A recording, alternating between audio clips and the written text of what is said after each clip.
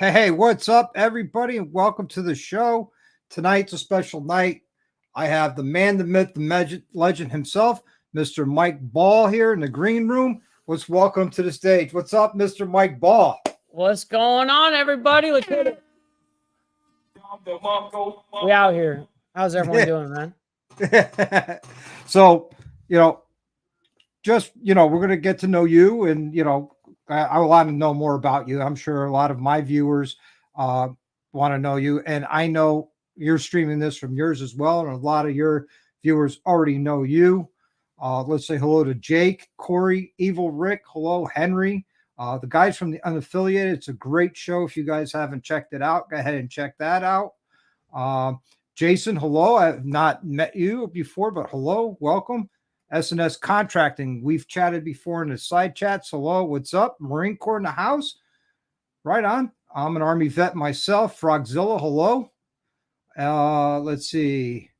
And we got Steve Easy. What's up, Stevie Easy? What's up, man? It looks like he is a member of yours too. Henry, That's how right. are you?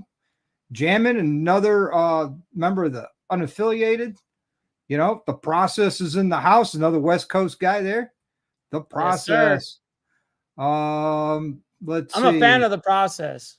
Oh, absolutely. He's hilarious, by the way. He's hilarious, and he's also someone that I follow as well on Instagram. And I'm really proud of watching people change and go from go from good people to better. Yeah. And that's kind of similar thing that happened to me. Whether something happened in his life to make it happen for him, or it just happened because he decided one day he wanted to do it. For me, it was because, sure, I've always hung around like the older cats. I've always done that kind of stuff, but it really kind of changed when I, unfortunately got into my accident. So when that happened, that was the unfortunate part, but there was a good, a massive plus to it that it made me feel like it made me grow. It forced me to grow like an extra few years. Yeah. Well, I actually met the process face to face, shook his hand, gave him the one arm bike, biker hug down in Daytona back in March. Stand up dude and everything. That's right. That's right. No, that's awesome. These are all amazing people, man. Absolutely. So let's dig right into it. When did you start riding motorcycles? Shoot, man. I was probably about 11, 12 years old. I started on dirt bikes. YZ95 was my or 99 or whatever they are. I forget what they are. They're 99s or 95s or whatever they are. I think they're 95s. Anyways, I had a great time and had a blast in basically just dirt biking in general. And then I got into like a little bit more of the motocross scene, and it wasn't until I really hurt myself out there that I actually tumbled the bike backwards and flipped myself upside down, like trying to go up a rock like a dummy, and flipped myself on my back, and the whole bike actually landed on top of me. And it didn't feel so great. So I had to recollect. I was probably at that time, probably about 17 or 18. And then I got my first Harley when I was like 21. Nice. What was that? That was an FXDB, a 2015 FXDB. For all you guys out there, it's a Street Bob. And from that bike, I bought from one of my good brothers. And this guy, his sole thing was to basically build bikes from the ground up. And let's say they're just frames or whatever. And then he would just build whatever from a cheap Dyna or whatever it is, or a frame. And then this dude would put a ton of love, care, and money into building these bikes up into like these perfect dime. And they're not salvage titles or nothing. You know what I mean? It just beautiful, beautiful motorcycles. And he ended up selling me his.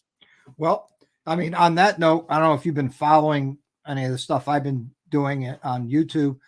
I'm building that custom chopper to support the Homes for the Brave. That's and awesome. Because of my subscribers with some cash donations and another YouTuber, I was able to obtain a rolling chassis. Deadbeat Custom stepped up a little bit. Lowbrow Custom stepped up with a little bit. Wow. And then my shop, Chops Custom Cycles, stepped up, bought a Springer front end for it. Because if you're going to have a rigid chopper, you got to have a Springer on it. Absolutely. I agree. And a proper size coffin tank that my shop Nice. donated to this build. And so I'm still looking to get, motor, transmission, primary, It's a hand lot. controls, a lot. I have a lot. But it's still a lot. It's Yeah. trust me, even when you're like 3/4 of the way done, it's still a lot, you know. I have a painter lined up. I have a powder coater lined up.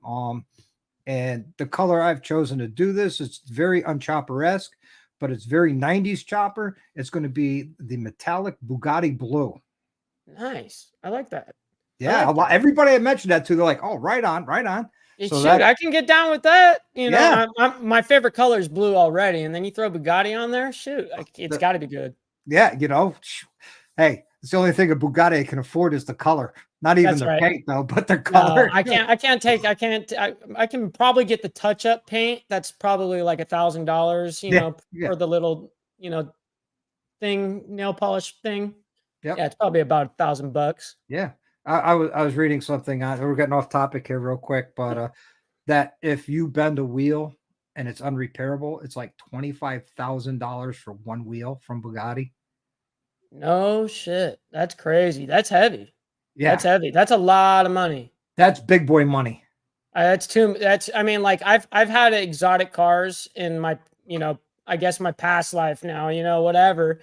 And yeah, I've had it where it's pretty expensive to do like an oil change. My most expensive car to do an oil change was $1,200 per oil change. And it was like, man, and that's just for the oil. That's not like, oh yeah, we're going to go down there and do the old, change out the fuel filter and all of that stuff. No, they weren't messing around with anything. Yeah. Yeah. It's very expensive. So what do you currently ride now? Getting back on. I ride another FXDB. Nice. It's a 2014.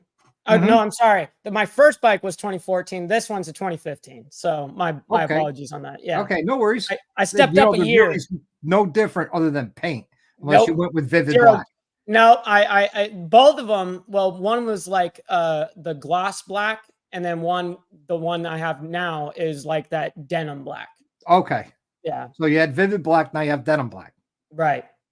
Right on, which is two great colors. I mean, the black motorcycles, everyone, I got a black motorcycle, everyone's got the black motorcycle. Hey, I'm one of those guys. I got a black motorcycle. Hey, black bikes matter. Yes, exactly. We still matter out here, man. Yep. It's hard, especially when we're on the West Coast because, everyone's over here throwing around the craziest, most custom bikes in the world. And I don't care about, I love riding my ride, I love it more than anyone probably should, Yeah. And I love pulling up on that thing, but it's a club style Dyna. There's nothing more than just utility on it. There's not like a stereo system. I don't have any fancy gadgets or anything. I don't even hardly ever even look at the speedo or odometer. No, ever. You go by engine sound and feel. Yep, that's it. After many years of especially just being used to just riding anyways, especially with dirt bikes, I mean, everything is feel. There's never been like gauges to look at and stuff like that. No, you're riding. You just hear it, you go. Yeah, right on. And so, as far as black bikes go, my good brother Mike Jerowitz, he's in the side chat. He just picked up his bike yesterday from the dealer. They put an EPA compliant 135 in his Road Glide ST.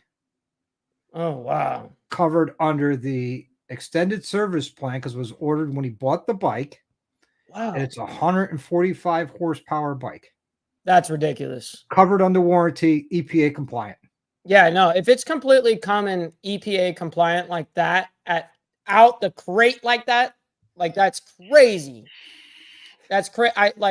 That's insane. It is. Like I didn't know. I mean, we all knew that eventually it's going to get higher and higher and higher, but it's kind of like pushing the limits at this point because I mean, you look at the technology of like a 131, right?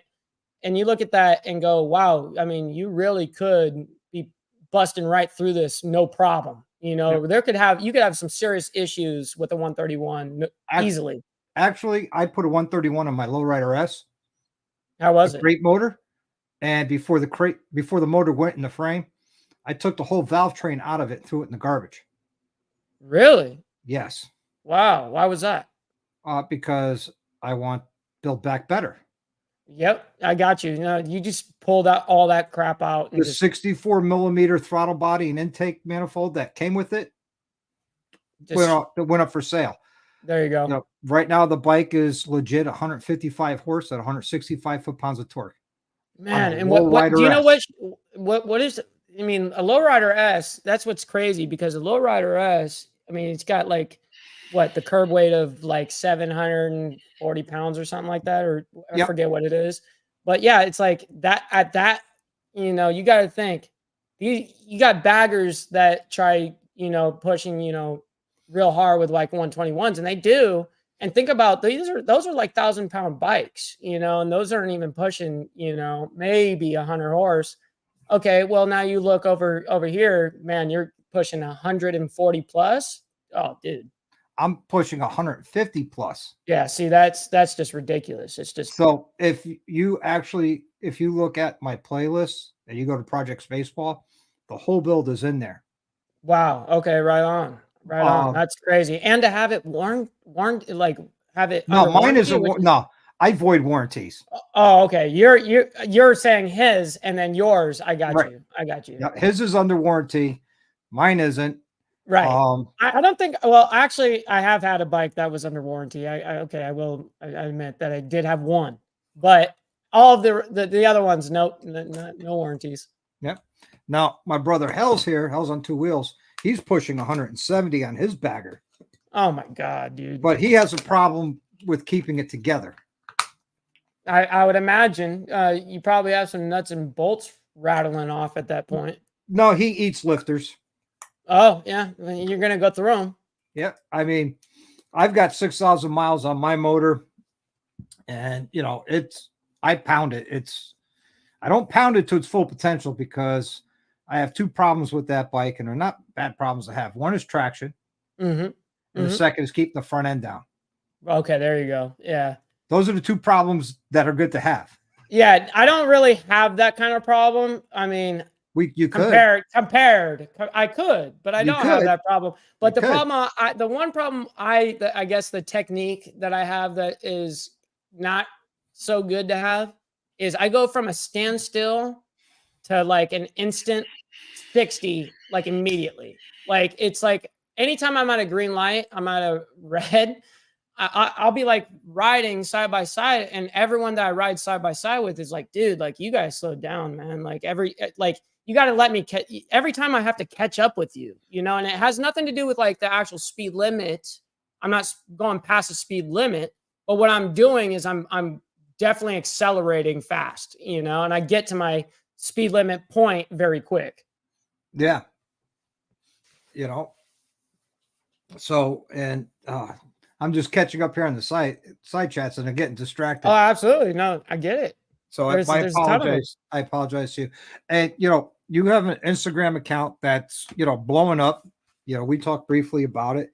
You're at 19,700 followers on Instagram, which is understandable because you put out a lot of inspirational shorts or reels on Instagram just about daily, man. And that's right. Awesome.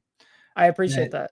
And that's awesome. You know, the positive message you put out, and, you know, for a guy that's been through a lot, and you've been through a lot, to be so inspirational and have such a positive attitude, man, my hat off to you, you know, because most people will sit there and say, you know what, fuck the world. And I'm just going to do what I want to do. Absolutely. And it happens a lot too, you know, and the thing is I saw that exact spot, right? And there comes a point, almost immediately. I mean, it basically did happen immediately, but it's like, okay, I see this route and I can go this route, and nobody would blame me, right? I could lay up, hate the world, be angry, be petty about everything, whatever, and no one would blame me. And that's just the way it is. Wait, why do I hear myself? Oh, was that you? What What? was No, I that? didn't mute you. No. I heard myself. That was weird. I Oh, don't know no, how I. I don't know. Reverb. Oh, I don't know. But anyways, where was I at? Sorry about that. That adversity coming through it. My bad. I forget. Oh well, my apologies. I got caught off guard myself. So my Yep. So apologies myself. Dallas is asking right here, which is a really good friend of mine. I consider him a brother. Where do you get your inspiration, your positivity? Oh, and that's what I was kind of getting at. Yep. I saw where I could go down like this path or this path, and no one would blame me to go down this path. But I knew that as soon as I would do that, I would lose everyone around me. And I didn't want to do that, you know? And that's understandable too, because no one wants to be around miserable people. No one wants to be around misery, right? So I was like, okay, I accepted it because the second that I looked down when this all happened and I'm bleeding out and all this stuff and it's happening, I'm looking down and I told myself, if I survive this, then I have to accept it now. And I literally did. I accepted it right then and there. So it's And like then a come to Jesus moment. it was because I legitimately thought it was over. Like because I went to tourniquet myself. I went to go grab my own belt. And as I went to go grab it to like go tourniquet myself, unfortunately, my left scapula was completely caved in and crushed and gone. So Yeah. I couldn't even move my left arm at all. My left arm, my whole left side was just shot because I had also been thrown, 150 feet Right. as Wow. well, tumbling, and you got to remember from the second I got on impact is when my leg got cut off. So Wow. then I went flying for 150 feet. Wow. Speaking of, people support you and everything. Here he is, Hollywood. What's up, Hollywood? Man, the myth, Welcome, legend. bro. What's up? What's up? Talk about a guy who's a good-hearted dude who's busy doing his thing. And Hollywood, I enjoy your show, man, all the time. Thank you. Absolutely. Back to you. Absolutely. So you had this happen, and I just heard this the other day. You were on somebody else's live. 28 days after your accident, you were back on 2. So after 28 days after I got to the hospital, Okay. I spent 26, 27, 28 days, something very close to that in the hospital. So I got out, I got out April 2nd. So I'm trying to put that into, it's 28 days. So it's exactly the same. 28 days, 28 days. So I spent 28 days in the hospital, 28 days recovering essentially after the hospital. And then I was back on the bike. So 56 days from the day you went in the hospital to the day you got back on the bike. Right. That's amazing. That. And you have to be fitted for a leg at that time too. And they do not recommend you to get, any type of leg at that time whatsoever, because unfortunately I was super swollen up. So my leg is still swollen from that whole process, right? 4 different surgeries and the whole 9. So I'm still swollen up. So they know that my leg size is going to shrink. Yep. And every time they mold me, it's super expensive to do. So they usually want to wait 4, 5, 6 months until after the accident before they mold you. Well, you're a biker. You can't tell you not get on your bike. They were all tripping that I wanted, like everybody in the hospital, everyone was tripping that I was like, all telling them I'm going back on the bike, dude. Yep. Like this is no big deal. As Family for Life says, straight up beast. Hey, much love, brother. My brother Corey says that's, you're a badass, and you are. I appreciate that. To go through all of that and get back on the bike, and you have, not to get into details, you have a heck of a support structure, brotherhood behind you. That's when brotherhood shows or it doesn't show. And I've said it before, man. A lot of brotherhood is there. You just have to know where to find it and how to look for it. There are a lot of false flags of brotherhood. Yep. It's brotherhood of the moment. What's not what you've done, it's what you could do, like brotherhood, and that's not true brotherhood. And there are some people out there that my circle is small, and it's small for a reason because Right. I look for solid general people to keep in my circle. And you're a solid, genuine dude, man. And that's I why I appreciate that. follow you and everything because, you seem to be, from what I've seen, and this is the first time you and I've talked Yeah, almost face face to to face. face. Right. And, I'm gaining a lot more respect for you. So much love, honor, and respect, Appreciate that, and vice goes a long versa. way, you know, and it's just an amazing story that you have and you have to tell and stuff. Have you decided to write a book about it? I've actually had, when this whole thing went down, actually ended up getting a PR team, that helped me, put out a whole bunch of stuff, and they were the ones telling me you should write a book, blah blah blah. And I'm like telling them like, no, I don't want to write a book, I'm thinking like end life kind of thing, like, oh, my story's not told completely yet, and believe it or not, out of all people, Black Dragon was the one telling me that Yeah. I was on the phone with him. And he's like, no, dude, like just write up to now. You know what I mean? And then you write, the next chapter or whatever of your life, and I was like, hey, you know what? I might do that. I never really kind of thought of it that way. I mean, I kind of Yeah. thought of it was more like autobiography, like all the way through type thing. Yeah. But you can break it down. So I've been thinking about doing it. Yeah. See, I want to comment here. It says, brotherhood is a full-time job that needs constant upkeep. Well, I'll argue that if it's true brotherhood, there's no upkeep at all because no matter what, a brother in need is a brother in need, and it should come from the heart without hesitation or thought. It does. It does, but it is inconvenient. I will promise you that. I promise you.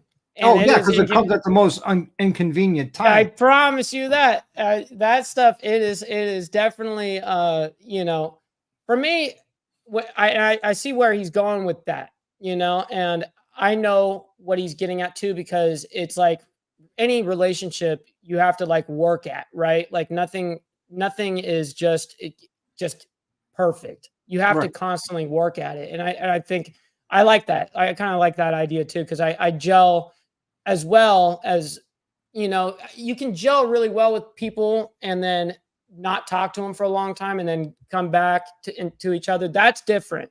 But when you very first come together like that, I don't know. I can see it. I can see both sides for sure. Yep. Yep. And it's amazing, when that happens When you because actually have when you actually find that brotherhood, yeah. yeah, Yeah. you know, like Mike Jerowitz, I love him to death. If he called me up 2 o'clock in the morning and says, I need you. Oh, my only question is, Either. where are you? And then I'm there. Right. Just send me the location. Yeah. Send me the pin, I'll be there. I won't ask why, who, what, when, how, or why. I'll just get there and we'll deal with it then and make sure I get him home safe. Or, That's right. that's how I am with anybody I consider a brother, you know. Yep. And that kind of tells you We'll who's deal with the important. questions later. Let's first get you safe. Yes, yes. Let's get you into that, safety zone. Like it's like kind of like almost the thought of like shoot now, ask for forgiveness later. It's just like, hey, I don't know what the hell's going on. I'm just gonna get you out of the situation. Then once it calms down, then we can figure out what's going on. Yeah. Funny story, Mike, I said, Mike and I, he's local to me and literally he is my brother. I travel with him and his wife and he and I That's just awesome. travel. And I call him up I sent him a message one day. I'm thinking about doing a thing. He goes, okay, do I need bail money? Mm-hmm. It's a legit question. Absolutely. Hey, do I need to come up with this shit now? Yeah. Should I be selling some equipment right now? I know. Yeah. Even Steve says it here. Being a solo guy is even harder to find true brothers, especially when coming from the streets. So if I call someone brother, it's for life. And That's a fact. and that word gets thrown around a little bit too easily. It does. It does. And the way I am, I will call you by your name. And then when I start to earn your trust and your respect, like you start to respect me and I start to respect you, that's when I start calling you bro. Right. It's like the levels, the tiers of this. Right. And then once you've earned my complete trust and respect, that's when I use the term brother. Like I know on less than a hand, I could count on 3 or 4 people that I could say, hey, I got 10 grand. Can you hold on to this for me until I need it? Or it could be 100 grand. They can hold it down. And they will sit there. And actually, I know a couple of them will actually sit there and go, okay, I'm going to take it and invest it for you. So when you want it back, you'll have 15, 20 grand. Right. You'll have extra on top. Right. Yeah. And they won't sit there and say, I'll take a cut or nothing. Right. They'll just do it just to do it. That's when I know I have a brother. Sure. They're always looking at the best interest of you. You know what I mean? That is the key word is finding somebody that is looking for the best interest, and it's hard to find that in people because we are always looking for the best interest of ourselves naturally. So it's hard to find those empathetic people. And for those people that don't understand what empathy is, that's for people that can like put themselves in other people's shoes. It goes a long way when you can be empathetic and go, okay, I may not be able to relate to that, but I'm going to try my damnness to like try to see it from his eyes. Yep. Yep, exactly. See, heavy on bro. Yep. I mean, it goes right there when we throw the term around hero a lot in the military. Mm-hmm. And we were downrange and the company commander's like, you guys got to stop, we'd call them shitbags. And he says, you can't call him shitbag. So we start calling him hero. I like that. Nice. So, okay. They went from being shitbag to hero. Nobody wanted to be a hero at that point. No one wants to be a hero. Great. Works out. Yeah. So enough about me. Let's talk about you. All right. Just so everybody knows, I take 0 credit for the thumbnail. That's all Mike Ball. No, it's my team. I gave him a thumbnail. He came back, says, "What about this one?" I'm like, yeah, mine sucks." Nah, man. I'm like I said, I'm very blessed with the team that I have. For sure. And I went with that because that's the most badass thumbnail that's ever been on my channel. Nice. And across Instagram and YouTube and Facebook. That's what it is. Nice. So I'm stoked on that. Yeah. Which is awesome.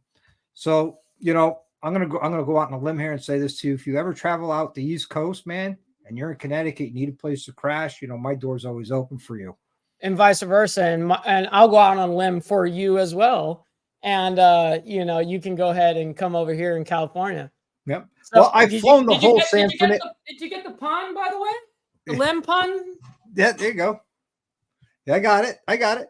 So I've flown the whole San Fernando Valley. Oh, yeah? I picked up in Barstow, California. We flew it all the way up to Fort Lewis, Washington. Very nice. My helicopter, which was what? Awesome. Yes. What? That's got to be a story. Well, we just real quick. We came back from Iraq. The boats came off in Corpus Christi. The helicopters came off the boat in Corpus. We had to put the rotor blades on them. We had to get them test flight and all that. So we did all that. We parked them in Beaumont, Texas, all 14 aircraft. And it was myself, another flight engineer, a couple pilots, and a maintenance test pilot. And, we did all the write-ups and everything we had to do, got them all flyable, flown to Beaumont, parked them. The rest of the flight crews came down and they took their helicopters back to Connecticut or Pennsylvania, or some went to Georgia, some went to North Carolina. My aircraft is going to Fort Lewis, Washington.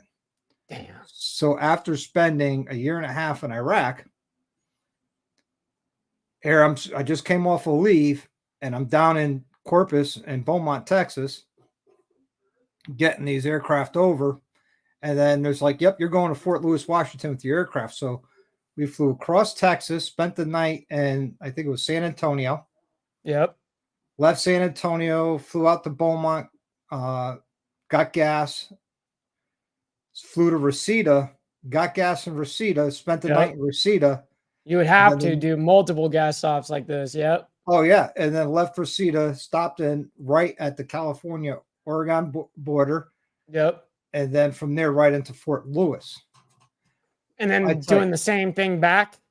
No, we were leaving it back there for a reset, so we flew commercial back. Oh, nice. I bet you were stoked on that. You're like, dude, one flight. You know what I mean? Yep. Cool. And, well, we were all in uniform because we literally left Fort Lewis, Washington, right to the airport with our flight gear, and we go get our tickets, and all four of us were immediately upgraded to first class. Wow. How cool is that? That was awesome. Would be, heck yeah.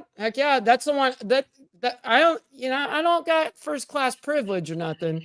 But the one thing that I do get, other than getting hounded at airports, because every time I walk through a metal detector, it just goes off, and for valid reason, right? So every time they pull me off, they have to give me a leg swab me down.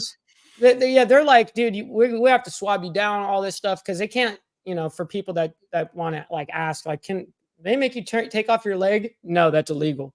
That's my body part, so no, you can't. Right. But they can do the X-ray thing. They can do all of that, and they can swab you for like, and what they're actually swabbing you for is like bomb, any type of, bomb materials or anything that's explosives or explosive. And then once I get past that BS, then for some reason, I'm thrown right into the front of everything. Yeah. I get to go right into the front of, the very first to board. I'm very first to, and by the way, I don't have to wait in the line to get to the JSA. They walk me right up and I get interrogated right away. So that's cool. Yeah. And the whole family gets to go with me. Anytime I go anywhere, whoever's with me gets to roll up with me too. Go right up to the up to the front and all the way. Yep. And then same thing when you get on the flight, when they're calling for people, I'm the very first call. Nice. Yep. They give us extra time, you know what I mean, to get our bags and stuff. And you know what though? Not that you need it, but people in your situation would, but I don't think that slows you down at all. Not yet. Hasn't yet. Thank God, but in my opinion, and take this any way you want, you haven't lost a step. I appreciate that. That was the whole point of doing exactly what I wanted to do from the get-go of this, was like, I can prove that you can live a prosperous, meaningful life after something so tragic. And how can somebody deal with that on a mental scale? Because it's usually what drives us crazy is what's after crazy. Okay. We go through craziness, and then what makes us go crazy is what is after crazy. Yep. And that was a thing that I knew, and it was like, okay, I need to be like extremely headstrong here, because this could, be a pivoting point of my life where it all goes downhill, or I can either win, and it was like, well, I was naturally, an upbeat person anyways, prior to me being, it didn't change my entire personality, but it did definitely help me grow up, in many aspects. Well, for real quick, what's up, Danny? What's up, Thumpers? What's up, Rody? Good to see you guys here tonight in the side chat. But, all in all, man, you're like a phoenix. You had a tragedy happen, and out of the ashes came a better Mike Ball. That's right. No, I appreciate that. And that's what I wanted. That's what I wanted, and to be able to continue that. That's my opinion. I'm sitting here. I want somebody to help change my mind, because you won't. Hey, what's up, Ray? How you doing? Ray's Moto Life is here. What's up, Ray? How's it going? So what got you involved with doing social media?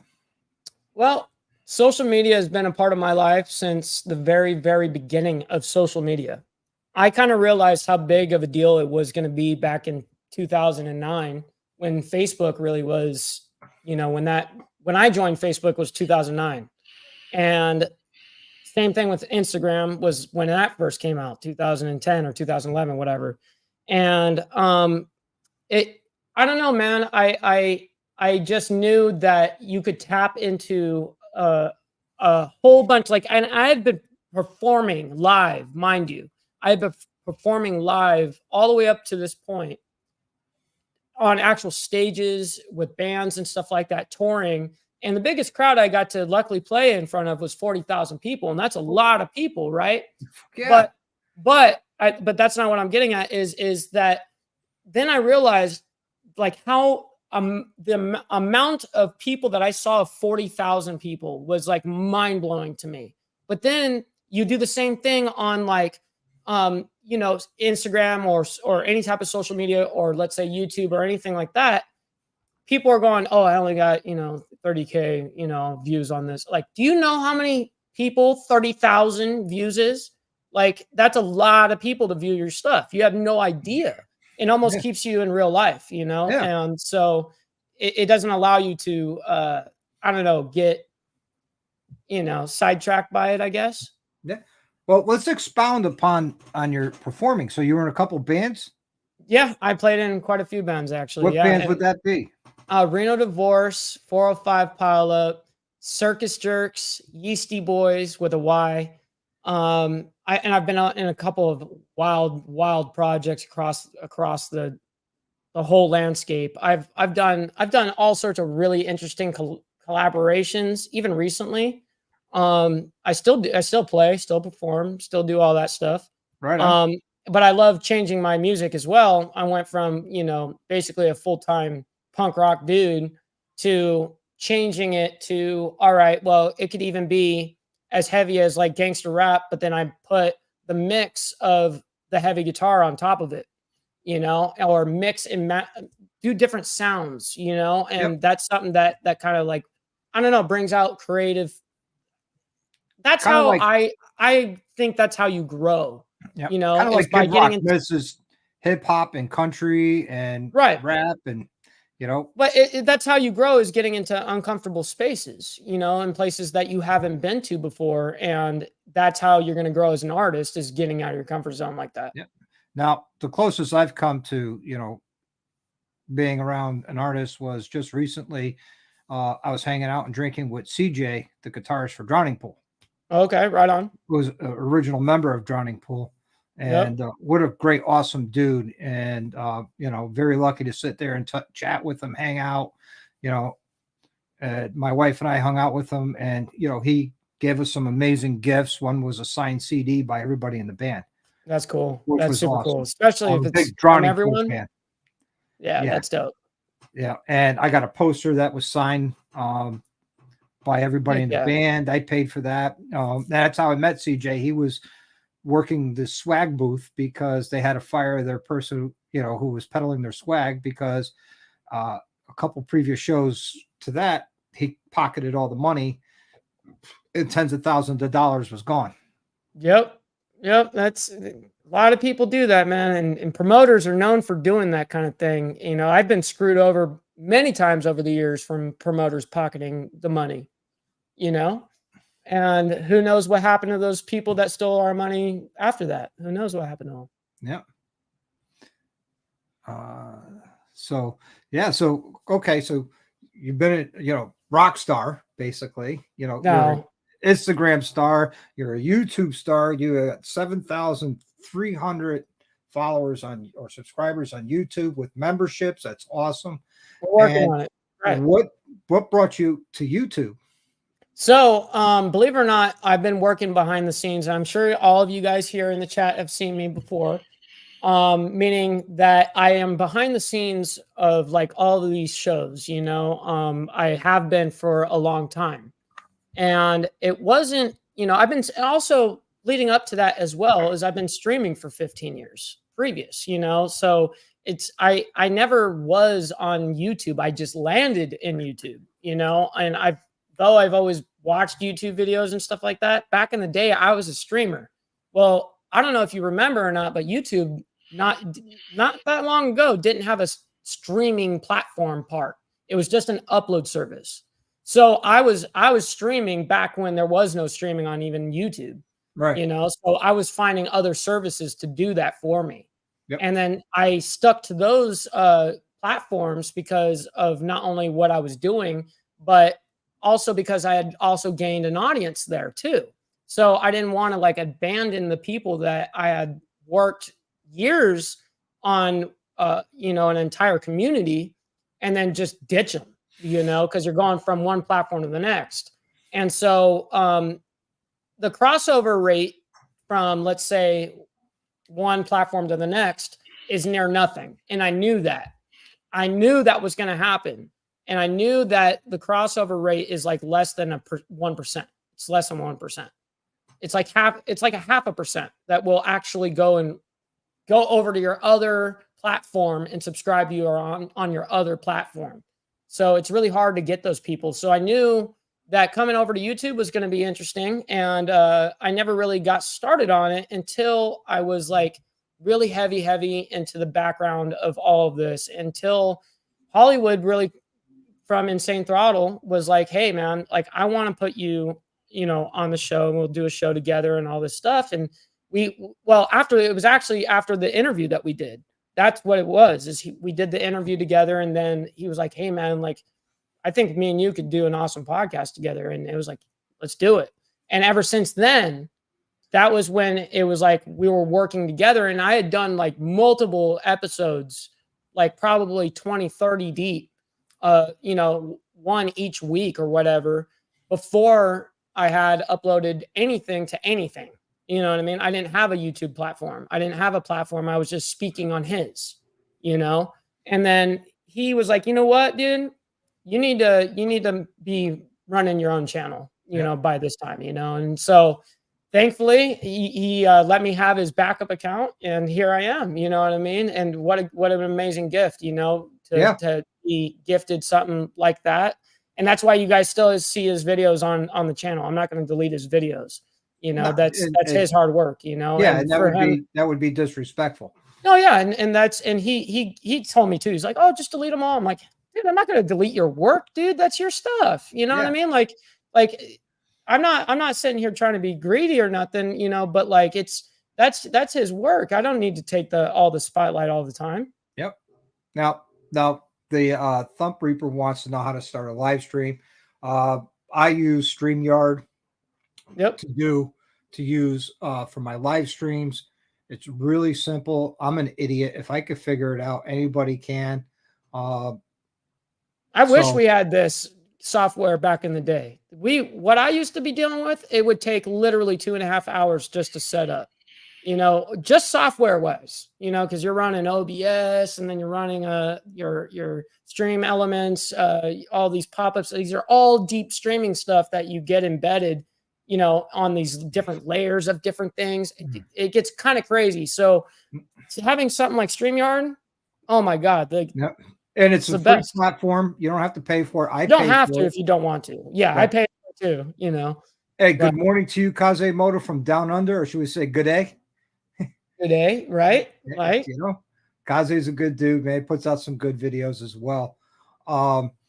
So yeah, I mean, you've been killing it. You know, your production is off the chain. You've done some big production work behind the scenes, like you said, for other mainstream YouTubers.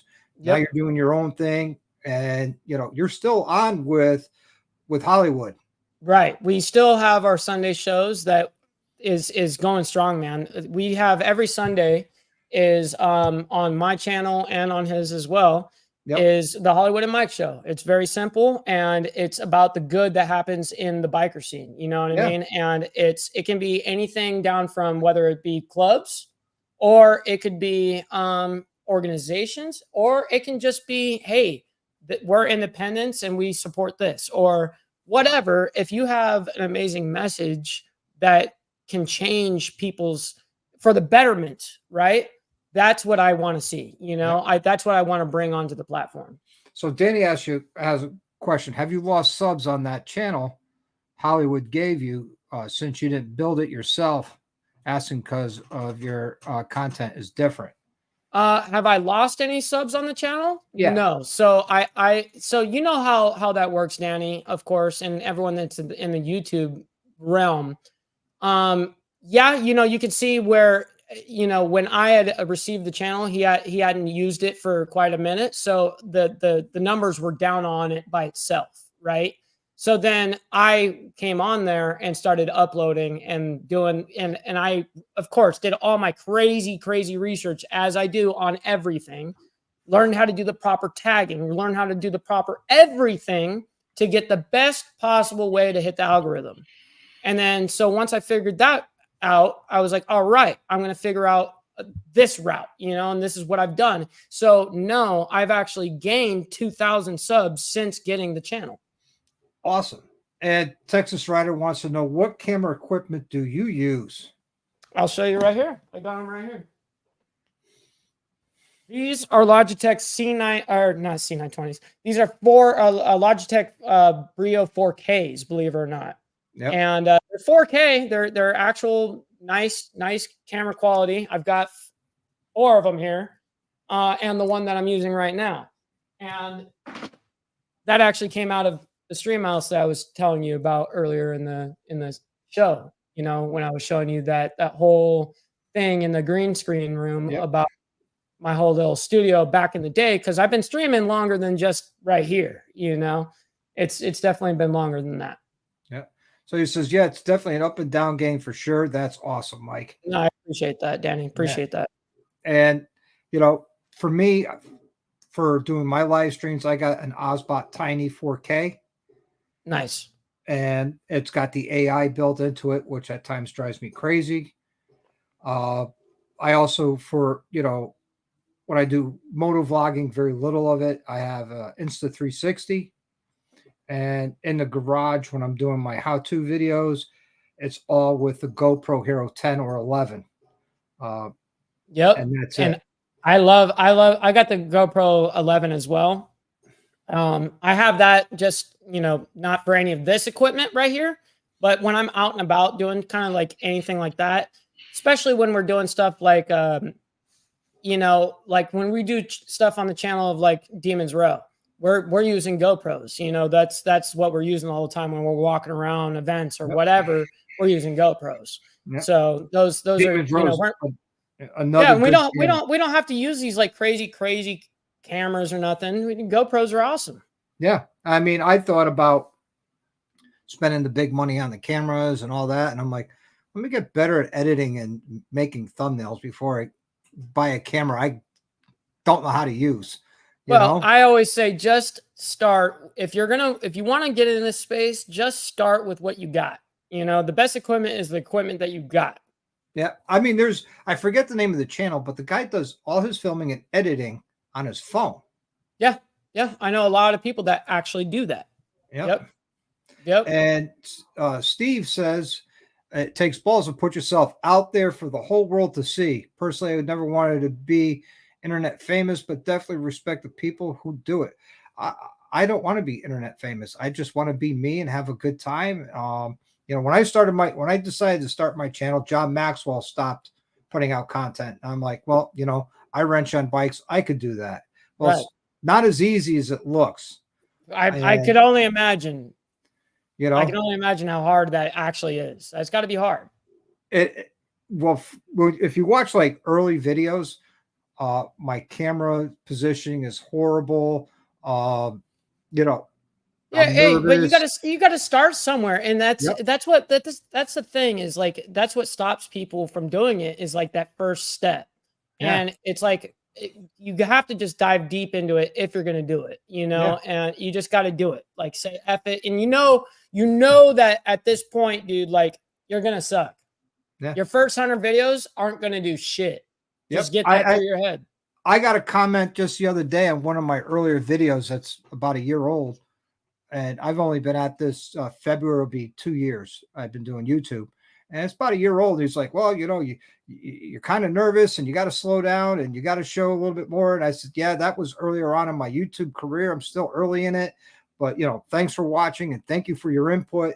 Right. You know, no, absolutely. And like how Steve was saying, it's not easy for people to come up here. All and how I know this, not only because of me being a streamer myself or being out here, but the thing is I always get almost every single week I get remembered that people get nervous.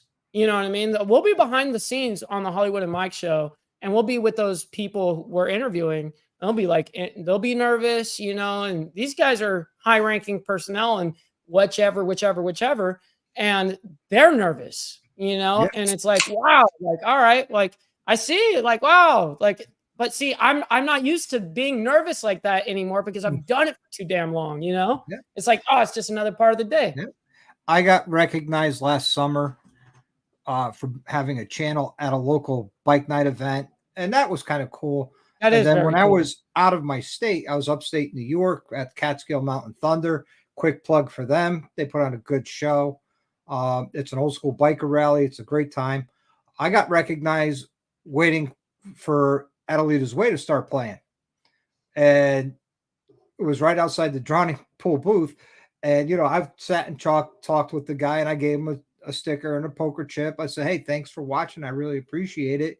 And he's like, wow, you're just like you are on your videos. I'm like, I'm just me, man. Right. I'm just me, just having fun and enjoying it. It's a hobby for me, and I'm having fun. No, absolutely. And that's how I was talking to you about is how that's how I kind of started as well not kind of, absolutely. It was a hobby, but I kind of like what you were asking about earlier about the whole social media thing. I knew that that was going to be the future. I knew that was going to be like, even to this day, the United States is not ready for social media. No. The potential that it can do. Like, I've actually really seen what the potential of what some of this social media shit can do. And it's actually, sometimes it's very weird, but sometimes it can be worth more than money. It's very weird. You know what I mean? And like you can find yourself in very niche, very special situations because of it. It's very interesting. So Texas Rider wants to know, what editing software do you use, if any? I'm sure you do. For me, I use Sony Vegas Pro. That's what I've always used, man, is Sony Vegas Pro. Or Sony Vegas Pro. Adobe Premiere Pro, Vegas Pro. I went combined two different ones. Yep. My apologies. Yeah, so Adobe Premiere Pro. Okay. I'm sorry. That's a degree on its own, just to understand any Adobe product. Yeah, Adobe is not fun. Let's just say learning Adobe in itself is not. It's never fun learning Adobe. Like you got to get a master's degree in it. I swear, dude. Like, you got to get not only a master. You're going to spend, not only after you get that master's degree, you're going to spend another 2,000 hours on YouTube searching up each and every what this does and how to do this, how to do that. Oh my God, I've spent so many hours researching and doing things for editing and doing all sorts of stuff. Absolutely. See, I found Video Proc Vlogger. It's a free software. It's a free download to use. There's no pay for it. And I'm still learning it. And just today, when I was putting a video together, editing it, I found a function I said it'd be kind of cool if I could do this as software. But then I was hunting around and I found it. I'm like, oh, cool. Mm-hmm. And hey, what works is works. Road Reality, he does a lot of videos on editing, and the guy does just phenomenal stuff with editing. If you ever get a chance, check out his channel. If you really want to learn about editing, a lot of his content is editing and motovlogging, which is kind of cool too. Yeah, and that's something that I got to admit that I don't spend a great deal doing, meaning editing in the sense of like doing like all these crazy transitions, doing this, that, the other, per video upload, because I don't really do those uploads like that. I'm really more of a streamer, as you guys kind of saw and heard. But I have now learned how YouTube works. And so I am definitely utilizing YouTube, how it's basically wanting me to use it. And if you use YouTube the way it wants to be used, it will reward you for it. Period. Okay. Well, spill the beans now. You open the I door. cannot do that. I cannot do that, man. I can't give out the secret sauce live like that. Okay, maybe you'll send it to me in an email. Maybe. Maybe. 50 But, bucks cash out. Yeah, No, I'm just kidding. Dallas asks a good question. Does this prosthetic leg give you any problems on long rides? Yes, it does actually. And that's a great question, actually. And it's very rare that I get a question that's unique like that. And that one, yes. And I'm going to explain why. There's a sleeve that goes all the way up basically to around my actual leg that is carbon fiber, right? But then the mold is carbon fiber, but then that's what I lock into it with a pin. And so when I lock in to the bottom of the prosthetic with the pin, because I also have connected to my leg is a pin that goes into the actual prosthetic, right? So then once I put that in, I've got to put this entire sleeve up all the way up my thigh to keep all the air in. So every time I take a step, it's actually essentially I have like a ball thing at the bottom of my prosthetic at the ankle. And what it does is it pulls the air out from inside of my leg and pushes out, right? So it gives me that suction.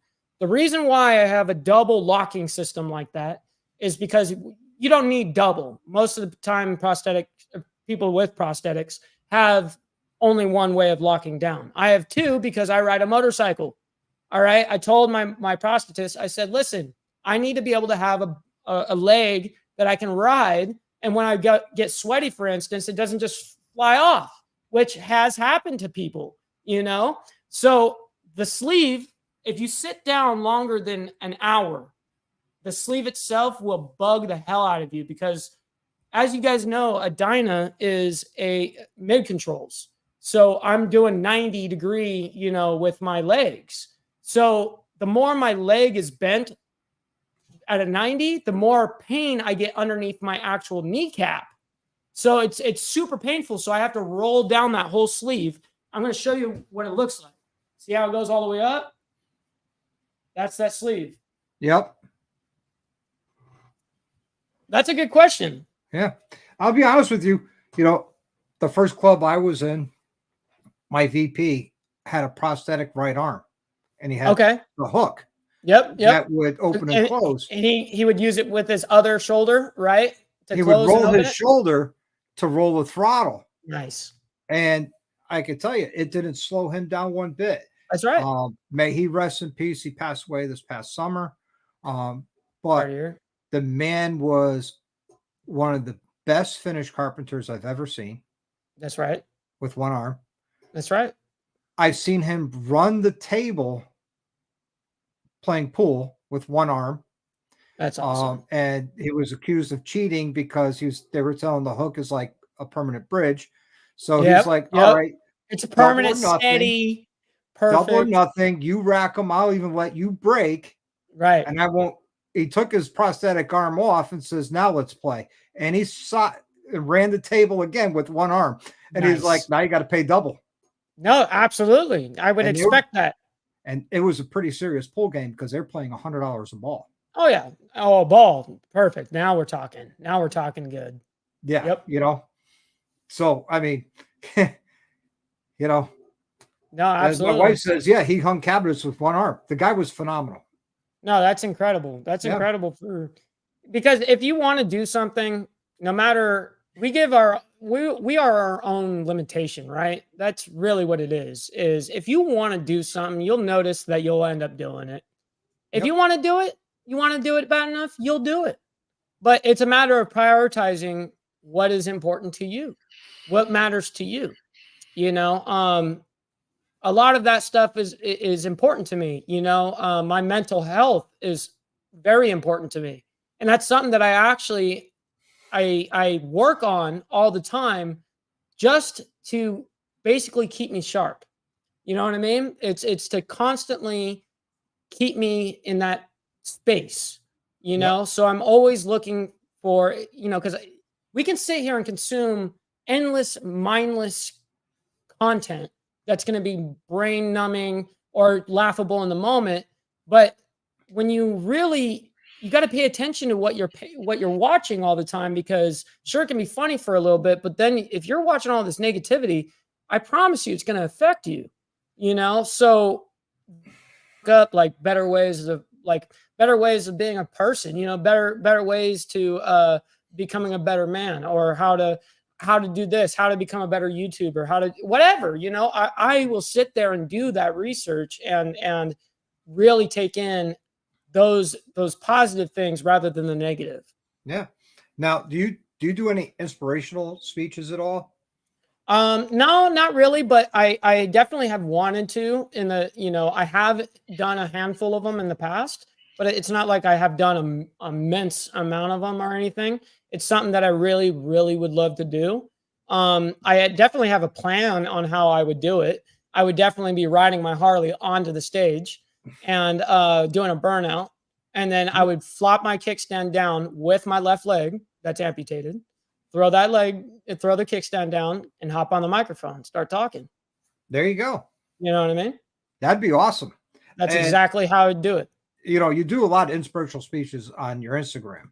I try to, yes. But they're shorts, and yes. they're literally 15 to 60 seconds, and I enjoy them because I battle with PTSD from the service and being in the Middle East and things like that. Absolutely. That that actually helped me out. Oh, that's awesome to hear, say man. Thank you. No, I really appreciate you letting me know that. Like that means the world to me, and that's it does me as much good as it does the other person that's probably viewing it, right? Like when I hear the feedback, that's what is rewarding at the end of the day. Like that's what I've always loved, was like, all right, if I can change my world, right? Because everyone says, how can I change the world? How can I change the world? Well, if you want to know how to change the world, you got to change yourself. Yep. And then you're going to change the people's world around you.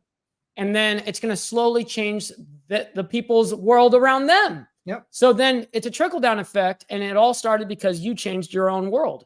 And that's what I realized is like, all right, this is how you better the world. And there's a good saying to go with that.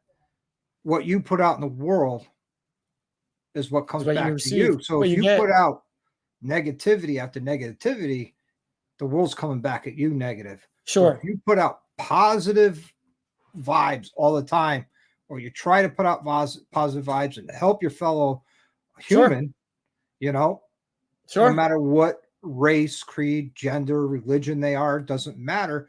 You try and help that person out. Right. One day that'll come back to you. Right. And that's and don't count on it. I've seen it though. I've seen that happen where it's come tenfold like a year later, where I was like, oh wow. Like I've had it where of course, because I'm on social media like that, a lot of the amputee community follows me. And so they'll see me doing what I do and they'll be like, dude, I saw your videos while I was in the hospital and I was literally thinking about self-deleting myself. You know what I mean? And now I saw that you could do everything that you wanted, that you could do that you could normally. I was like, holy crap, like this guy just proved the world that you can still do this. And that's exactly what I wanted. And that kind of stuff right there, I've had multiple time and time again where I'm getting, everyone that knows me knows I'm an amputee. So anytime someone gets amputated, guess who's getting a phone call? This guy. So I get a phone call all the time, like, hey, will you contact my brother? He just went down. He lost his leg. Like, will you talk to him, please? Like, he really wants to talk to you, and it would mean the world. And I'm like, absolutely. Like anybody that is in that situation, I need to be bedside with. I'll FaceTime you. You know what I mean? Like I'm right there with you. Yep. Like XAN says, rubber down, faith up. Absolutely. I like that. XAN's a good dude. I want to say he's a holy roller, but he's a spiritual man. And I respect that with him. And, nice. But at the same time, he's still a biker. Right. Hopefully he's not getting, faithed up with Xans, meaning Xanax, you know what I mean? No. He actually, when I first found found him and we found each other. And another YouTuber goes by Moto Noggin. We were calling him Zan Biker, and he's no, it's XAN because of Jesus Christ. It's like, got it. Oh, Then when you look at his logo, it's the fish with wheels. Right. I did see that. Yep. Mm-hmm. So, he's a good dude. You are an inspiration to a lot of people out there in the world, even to me, because I listened to your speeches. And, when people sit there and think about, well, I had this happen, I can't do none of this before. I always think about, and I forget the name of the movie. It's a good movie. Cuba Gooding Jr. Wanted to be a Navy diver. He fought to get to school. He fought all the way through the school, fought to graduated, gets out into the fleet, picks up this nuclear bomb that was lost, gets it picked up, and the shackle broke. It took his leg, and the Navy wanted to retire him. And he's like, no, I'm not want to retire. I still want to dive. Right. And exactly. He proved beyond a fraction of a doubt that he could still do the job. Yep. And he went back to diving and then finished off the rest of his career at mandatory age of retirement as an amputee. Yeah. And it's amazing what you can do. And people have asked that, I even saw that comment, a couple of live streams ago, that someone asked, like, oh yeah, when you swim, do you swim around in fucking circles? No, you know what I mean? Definitely not. It doesn't affect you like that. Okay. I promise you, you're not going to outkick your whole body's weight. You know what I mean? I promise you that. Yeah. It doesn't feel like, really, it doesn't feel any different, when you're swimming. Yeah. That's awesome. And you have, like I said earlier, you have a great family around you that helps you and supports you, which is awesome. No, and that's where, I was able to be embraced heavily. You got to remember, here's the thing that I leave out of a lot of the interviews, because usually it's hard to fit a lot of things in. But I wasn't able to have anybody visit me in the hospital during the 28 days I was there, because it was March 6th of 2021. What was going on during that time? COVID. Heavy. My own parents couldn't even visit me. The entire 28 days, my parents were able to fight the charge nurses enough all day long to allow them to see me one by one, by the way, completely, one out of the building and one in, you know what I mean? Kind of thing. Yep. Doing that and only having that interaction twice. That's it. That was it. So when I came out, it was like amazing. Like the amount of support that I got, like the second I got out of the hospital, I mean, the club rolled deep. Everyone was deep. Everyone was there. You know what I mean? It was insane. And then we do this whole thing, and then I end up riding again. And then when I ended up riding again, the club naturally sees it, and they're like, "Oh my God, dude, no way." And so when that happened, they offered to fly me to Brazil. And that's where the headquarters of said club is. Right. So then I flew down, and we were able to set a double world record down there doing the biggest pack, one patch, one pack. You know what I mean? And it was, and I got to be able to be the lead charge of that. Nice. And to be the lead charge of the very head pack of that. We rode from Sao Paulo, Brazil to Rio de Janeiro, right? Nice. So that's a 6-hour ride. And it was actually longer than that because of how long it is. You're going pretty slow in a pack that big, actually. Yeah. This pack is over 6,000, wow. So yeah, it's one pack, one club, and that's not even counting the people that didn't actually sign up on the whole thing in the club. Those are a lot of those guys don't even know how to use the technology down there. You know what I mean? So they probably didn't even sign up. Yeah. So Danny says, no, but Mike definitely walks in circles. Yeah, no, I can walk in circles sometimes. It's evident. It's okay. Yeah. I accept it. And Corey, he does have an Instagram and YouTube. It's in the description of this video. I got the links right there. You click each link, will bring you right to his Instagram and right to his YouTube channel. Appreciate Definitely that. Want to check that out. Corey came down. First time I met him face to face is he came down and helped me do the motor swap on my Lowrider S. Oh, right on. And Right we did on. it live. Really? Yeah. Wow. That's super cool. We had the motor. That was like the first interaction was being able to do that. Yep. And Wow. when you watch the video, you would swear he and I worked together for years. Yeah, like it was natural, totally Yeah. natural.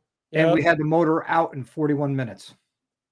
Oh, you guys are trying to play for you guys are trying to set world records over here, I see. No, Okay. no. No, it's Just, cool.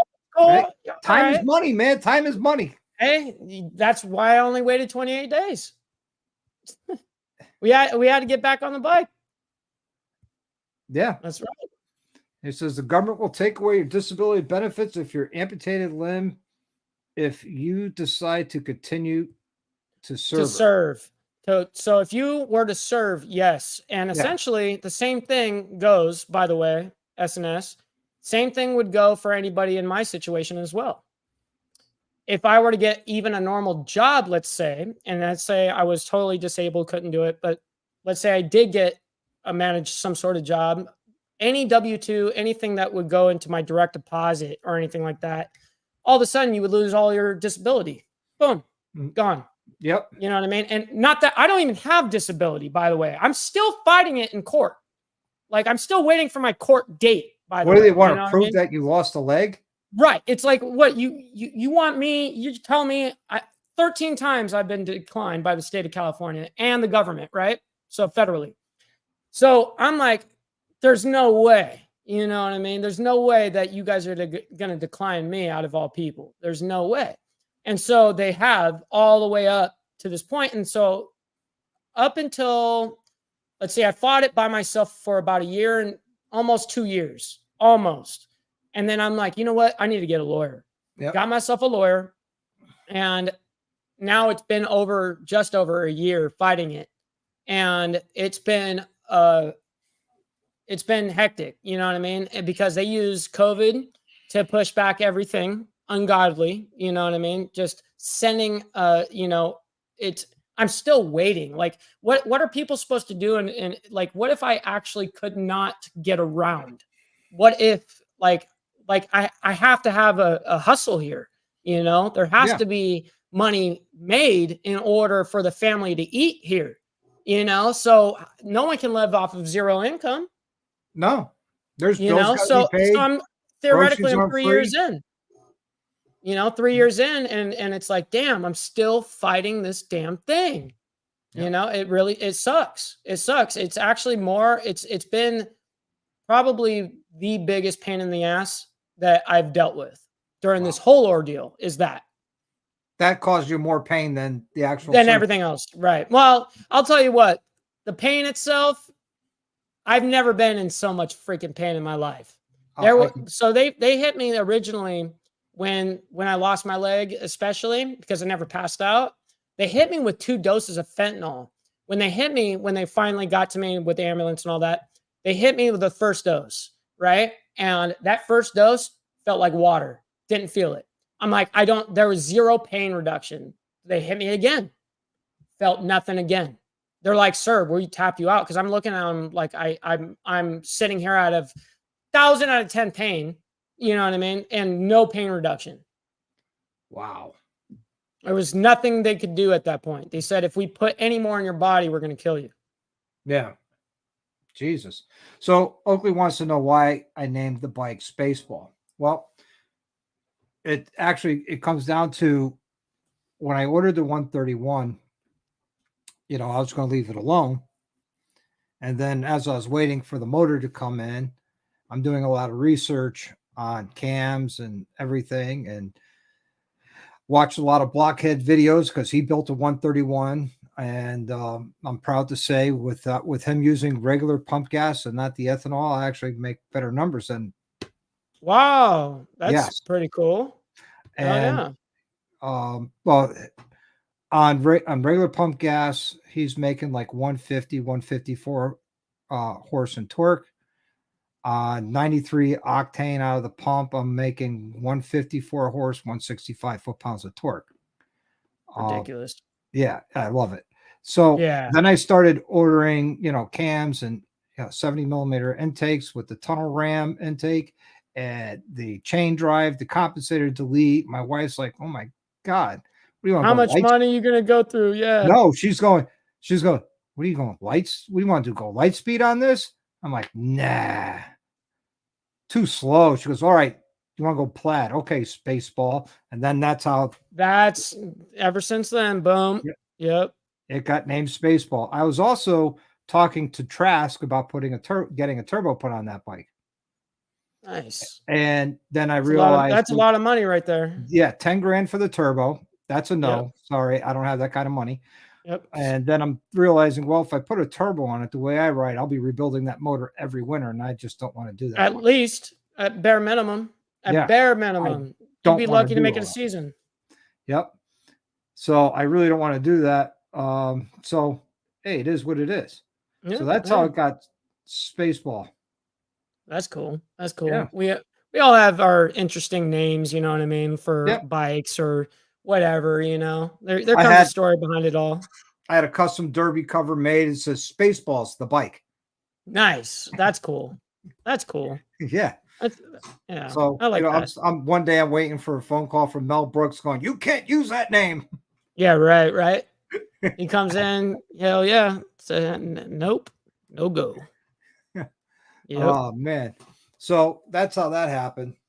And enough about me. Let's talk more about Mike. This is Mike's night. No, It's all no, about Mike. absolutely. It's been an honor to be able to be able to speak on all these platforms and all these people I've been able to run across as me and you were speaking about, I've been able to have these immense amount of genuine connections because of this. And this doesn't just go for the content creator, right? This goes for you guys in the side chat as well.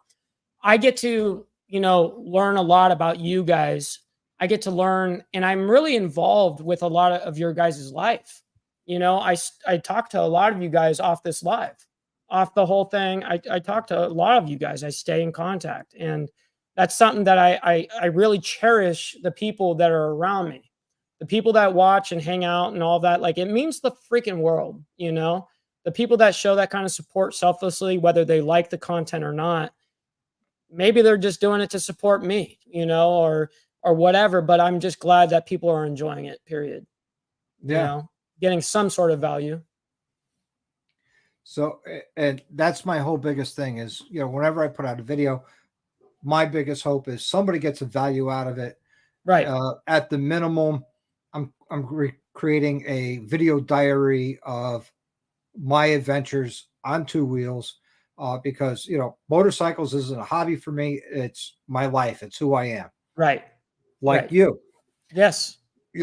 Tell me I can't ride a motorcycle. It's no. Put a bullet in my heart. Exactly. That's they gave me a 12% chance of even walking again, let alone being able to ride a 800-pound bike again. You know what I mean? And for me, it wasn't about that. It was like I didn't care about that number. Like, they told me that, but I didn't care. I'm like, I'm going to do it my way. I don't care what you think is going to happen. I'm going to tell you what's going to happen, and I'm going to do just fine. And that's exactly what happened. Yep. And Steve is breaking your balls. He says, "You ever think always does? Maybe drink some Miracle Grow." I'll work on it. Until then, I'll stick with the Coca-Cola. All right. Now, I'm drinking Miller Lights right here tonight. So. There you go. At least it's not a Bud Light, Yep. You could put out videos of you finishing, would still support you. Right on. Hey, Steve, I very much appreciate you, man. And what's funny is I have actually live streamed me fishing before. So it's funny that you say that. I've done it multiple times. I used to do actual live streaming on Twitch.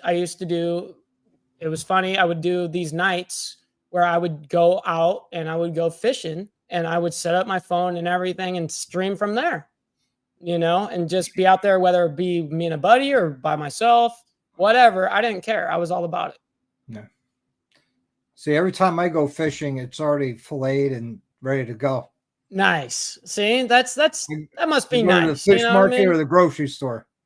No, not for me. I worked out in Guaranteed the to water catch. my entire life pretty much, you know. Yep. So that was as a Southern California native, right? You know, you naturally got to be a Yep. water guy, you know. I actually had family in San Diego, and they Right moved on. out of San Diego, went to San Francisco, Oh, why um, would they go there? Why would they go from San Diego to San Francisco? because my aunt was a real estate agent. Oh, okay. All right. She So made more money. hopefully I was about to say hopefully it was an investment deal, you What she know, made like a month and selling real estate in San Francisco, she'd make a year in San Diego. right, right. Now that's see, if more money's to be made and the opportunity's there to really make that money, Checks and absolutely get it. balances, you know? Checks and balances. Hey, I'll go where the money's at, you know? Yep. Yep. Yep. And her daughter, my cousin, actually worked in the governor's office back in Wow. 15, 16. That's impressive. Yeah. Yeah. And That's we had that's pretty wild. a heated discussion on Facebook about the presidential election, and Wow. all her friends were sitting there going, well, at least he's taking the time to read, And understand, and comment educatedly about right. what he's saying. And, and she says, well, just because. I said to her, I says, you know what? If you want to continue this conversation, jump on a plane, fly over here to the Middle East with me, grab a weapon, stand a post, and we'll just continue this discussion. Hey, it can go that way. Yep. And she Yep. never did. No, of course not. Of course not. No, Yep. people ain't gonna be about it. No, they don't want to take it that far. Yep. I like living in San Francisco. Oh, dude, I don't know why you would like to live in San Francisco. Sheesh. Sheesh. Trump Reaper. I don't know, man. Maybe. Yeah. Well, Thumper says $20 is $20. Hey, $20 is $20. Yeah. Do you plan on going to any rallies this coming year? No, I do not attend any rallies. Okay. Zero. I don't attend because of a couple of things. First of all, the first thing you guys got to remember, the whole reason why I have an amputated leg is because of a drunk driver. Nothing fucking pisses me off more than when a bunch of dudes get together and drink heavily and then they all get on their fucking bikes and drive around the fucking city like they're goon squad. You know, I don't get it. Like, I don't understand why they would need to go that way with that. I don't know why. I don't know. Yep. See, for me, when I go to, like, for instance, Daytona, I stay at the Cackleberry campground, which is basically a smaller rally within the rally. Right. And I know those smaller rallies are way nicer and stuff like that. Well, and it's way more not really organized. nicer. There's one rule, and the rule is there are no rules, and cops aren't even allowed on it because it's private property, and just go on. But I go out, I spend the day out all over Daytona and Orlando and have a great time. As soon as the sun starts to set, I'm back at the Cackleberry, listening to music. I'm drinking. That's where I'm staying. So I just stumble back to my buddy's RV. Yep. And that's it.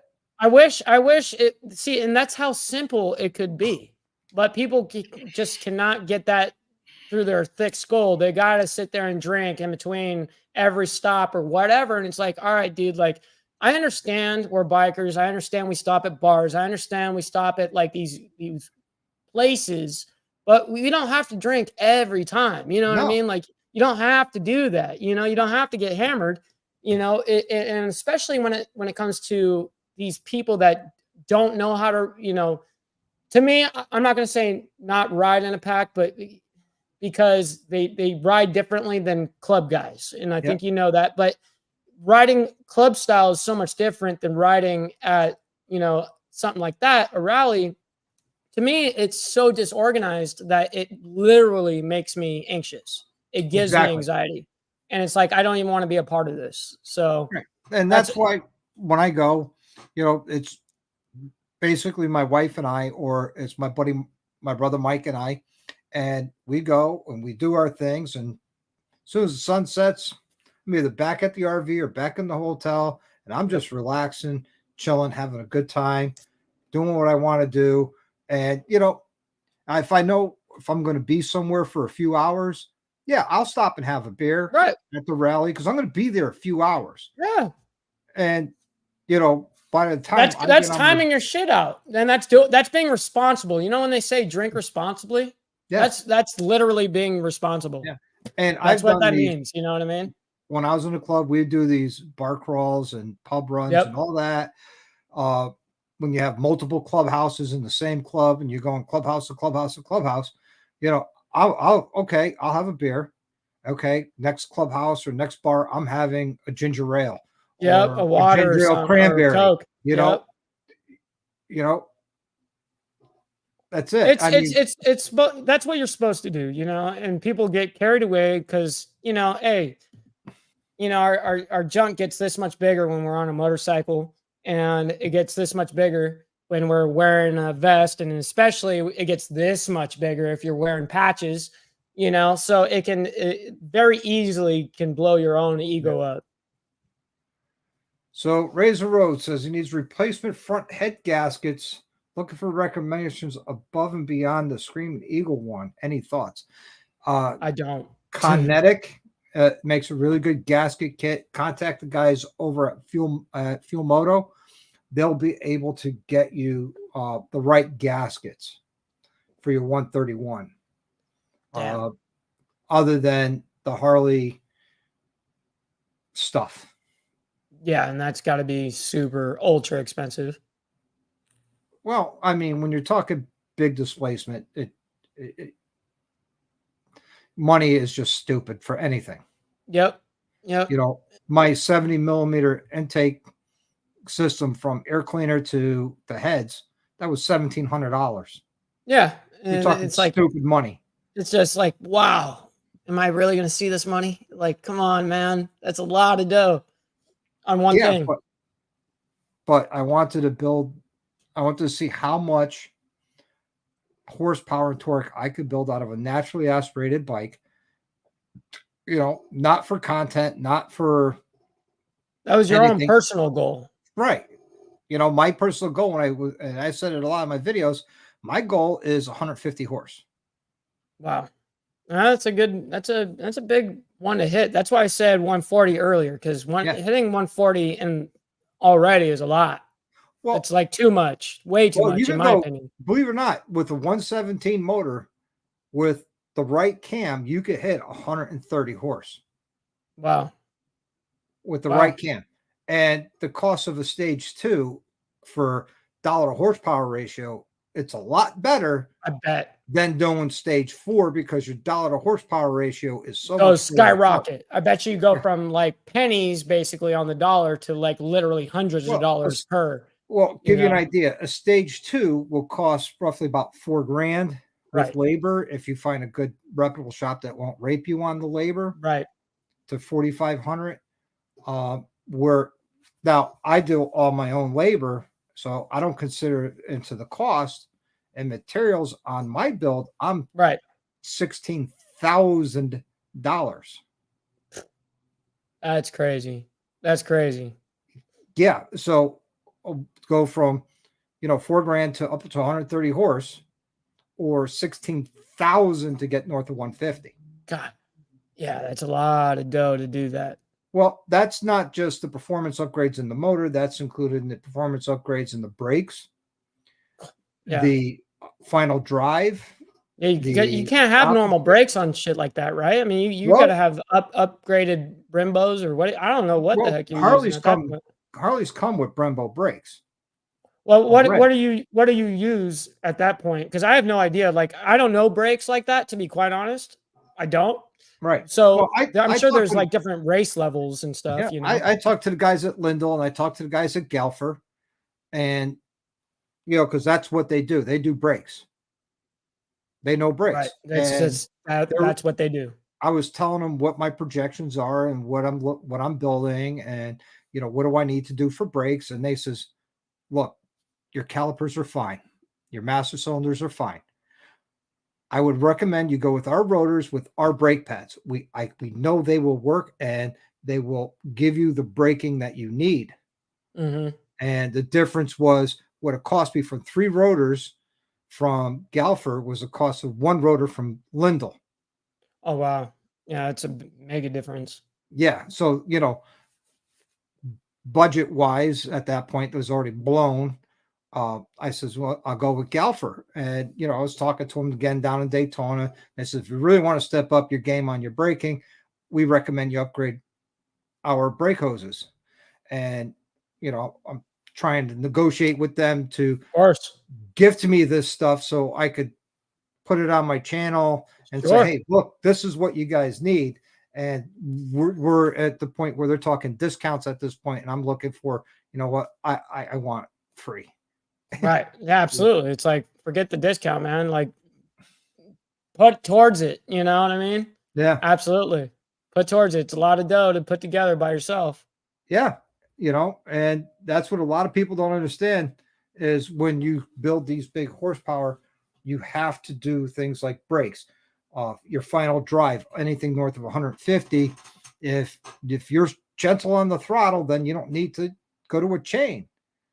But if you have this big motor, why be gentle on the throttle? Yeah, I was about to say I would snap that belt so quick. You know what I mean? You would have to go straight to chain. Yeah, and that's what I did. I went straight to change. I got rid of the compensator because that's like an additional clutch slipping. Yep. And it's a direct drive from the motor to the trans, from the trans to the wheel now. Right. Any more direct would be shaft. Right. Mm-hmm. Mm-hmm. You can't get more direct. No.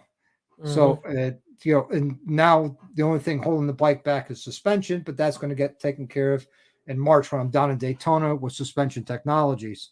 Nice. So and I'm going suspension, man. A shameless plug here. If you guys want suspension technology, please reach out to rideh2.com. Hells will definitely help you out and get you your suspension that you need. And in my opinion, I've had every flavor of Legend. Suspension Technologies, hands down, is better than Legend. Progressive can't even hold their jock strap.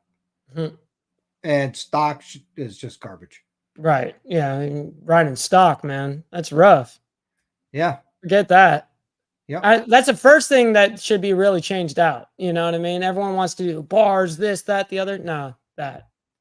Anytime, Dan, reach out to me, call me. We'll have a nice conversation. Plan about an hour on the phone, and we'll figure out what you need for stage 2. Nice. Very nice. Yeah. And figure out the right cam to use and all that. Yep. Absolutely. That's a lot of people don't understand is, I want to put a cam on my bike, and my buddy says I should get this cam. Okay. Everyone gets stuck on like, oh, it's this big one right here. Boom. Let's get the biggest one. Well, dude, just because of this doesn't mean it's going to be giving you the best numbers. Yep. I mean, a lot of people don't understand is when you go to select your cam, having the biggest cam isn't always the best for you. Right. It could be bad for your riding style, your riding habits. Yep. You can end up blowing your motor if you do too much bore work. I'm not talking about stage 2. I'm talking 3 and up. Yep. You know what I mean? If you're your riding style really plays a role in stage 3 and 4s, stuff like that. I would stop at a stage 2, honestly. Yeah. That's me. Like I've never needed anything more than a cam. Ever. Right. But that's just, I'm not trying to sit here and race either. Right. Well, I'm not trying to break records.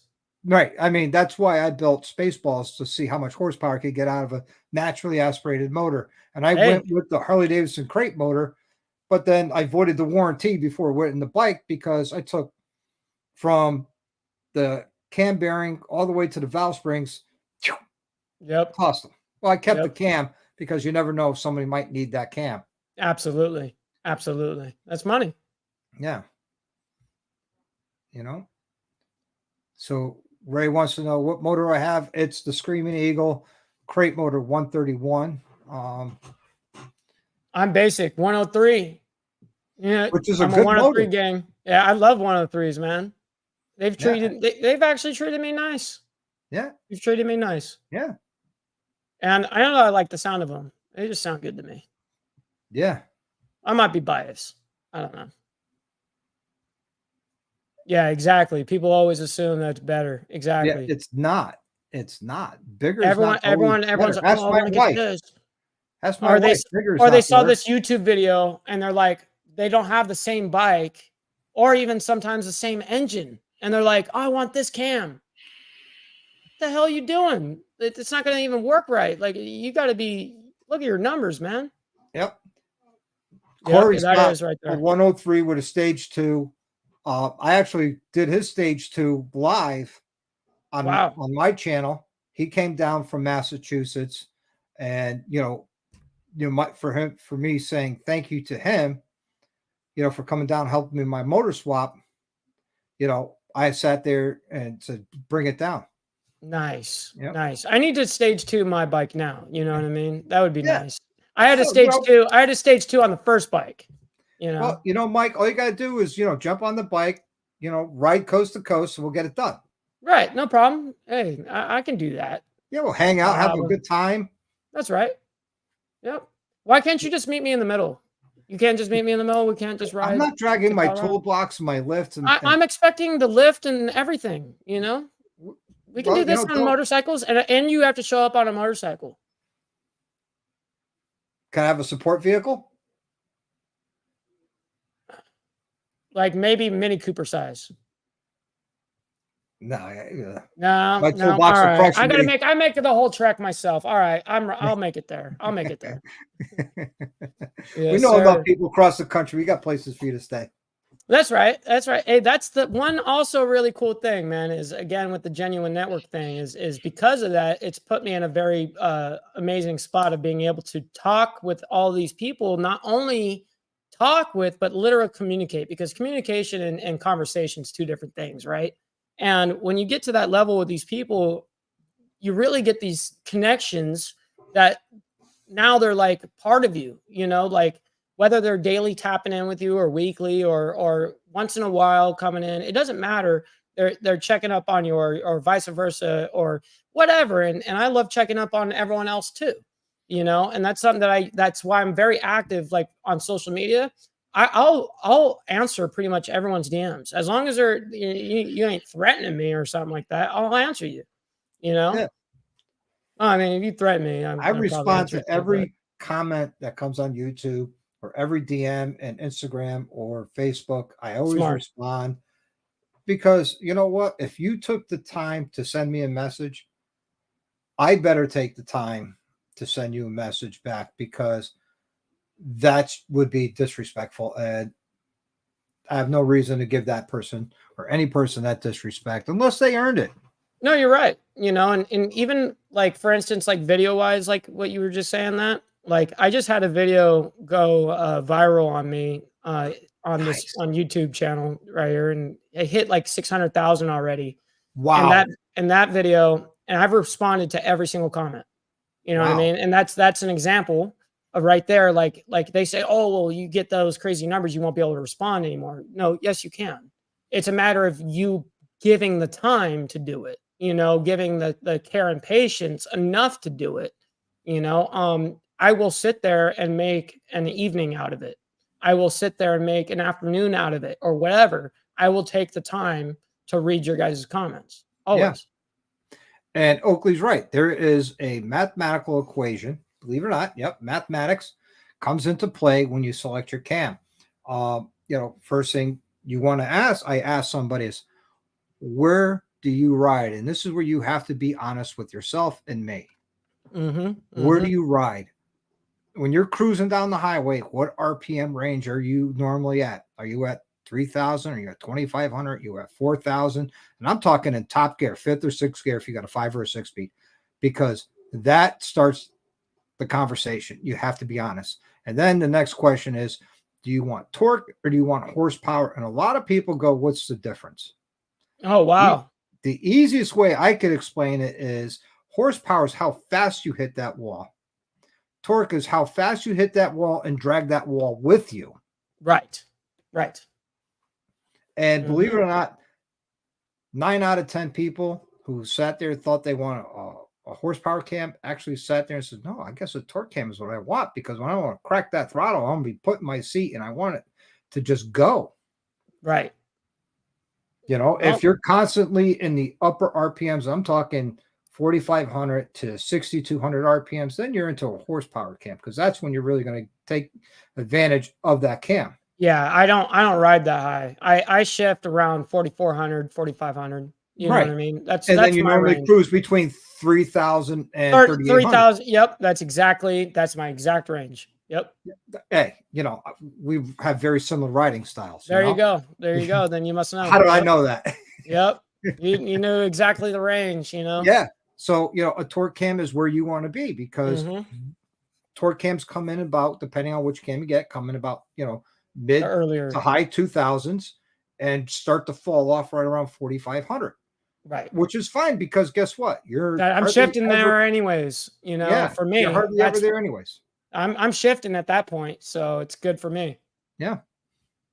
So even Oakley agrees. 99% of the people want torque, not horsepower. Yep. That's exactly what I would get. Yeah. So, you know, there's a whole mathematical equation. And once you figure out, okay, your riding style, horsepower or torque, okay, now we can start looking at cams. Okay, do you want a horsepower cam? Do you want a torque cam? Do you want a bolt-in cam? Do you want to mess around with the labor of changing valve springs? Right. If you're there changing valve springs, might as well do the seals since you're there. And it, you know, you can really open up a can of worms, and then the price easily go up, and material and labor. And someone says, well, someone says I get it done for $2,500. I'm like, well, for $2,500, you're getting a bolt-in cam and you're getting lifters. And that's it.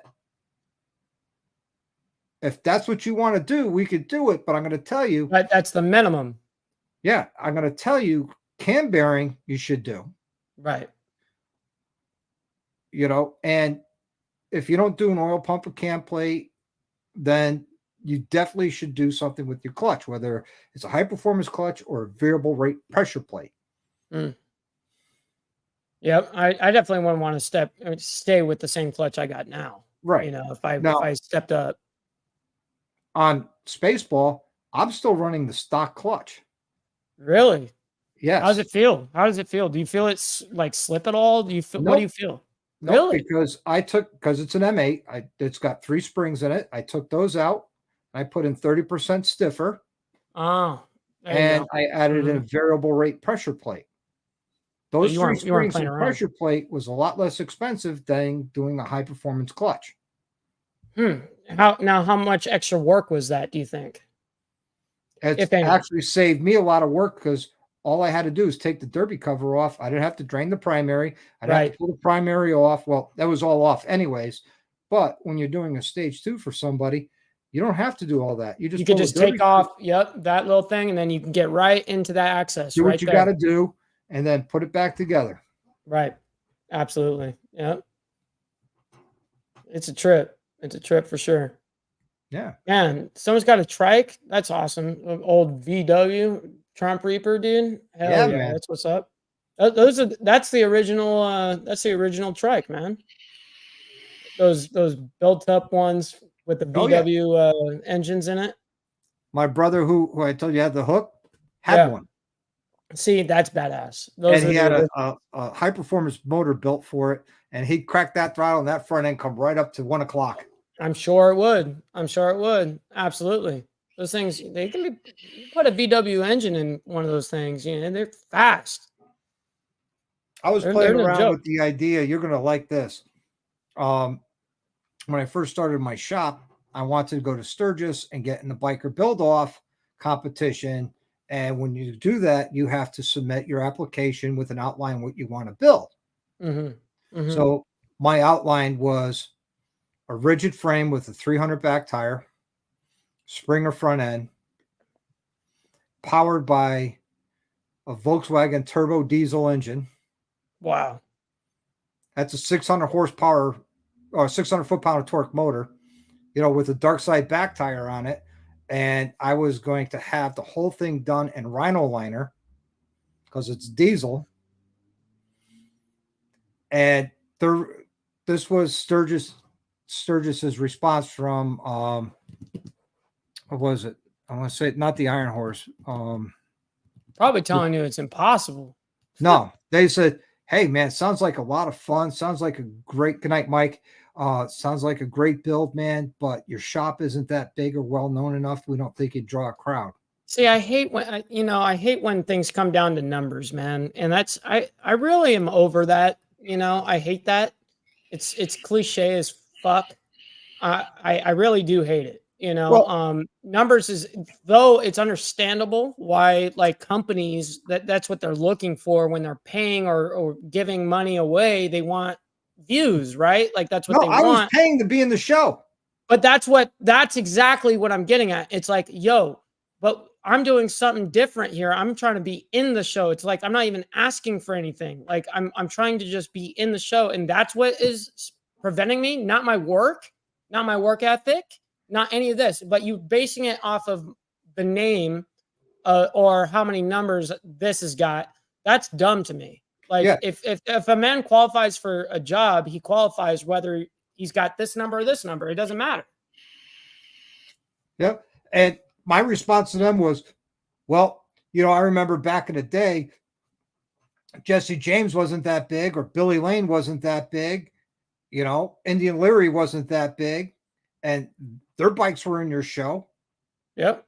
And I guess they didn't respond to that. And I guess they said, well, we helped build their names up and we got nothing out of it.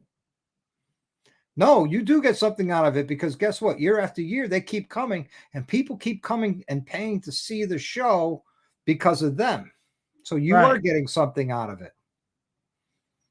So I just scrapped that whole idea because I was pissed off about it. I would be too.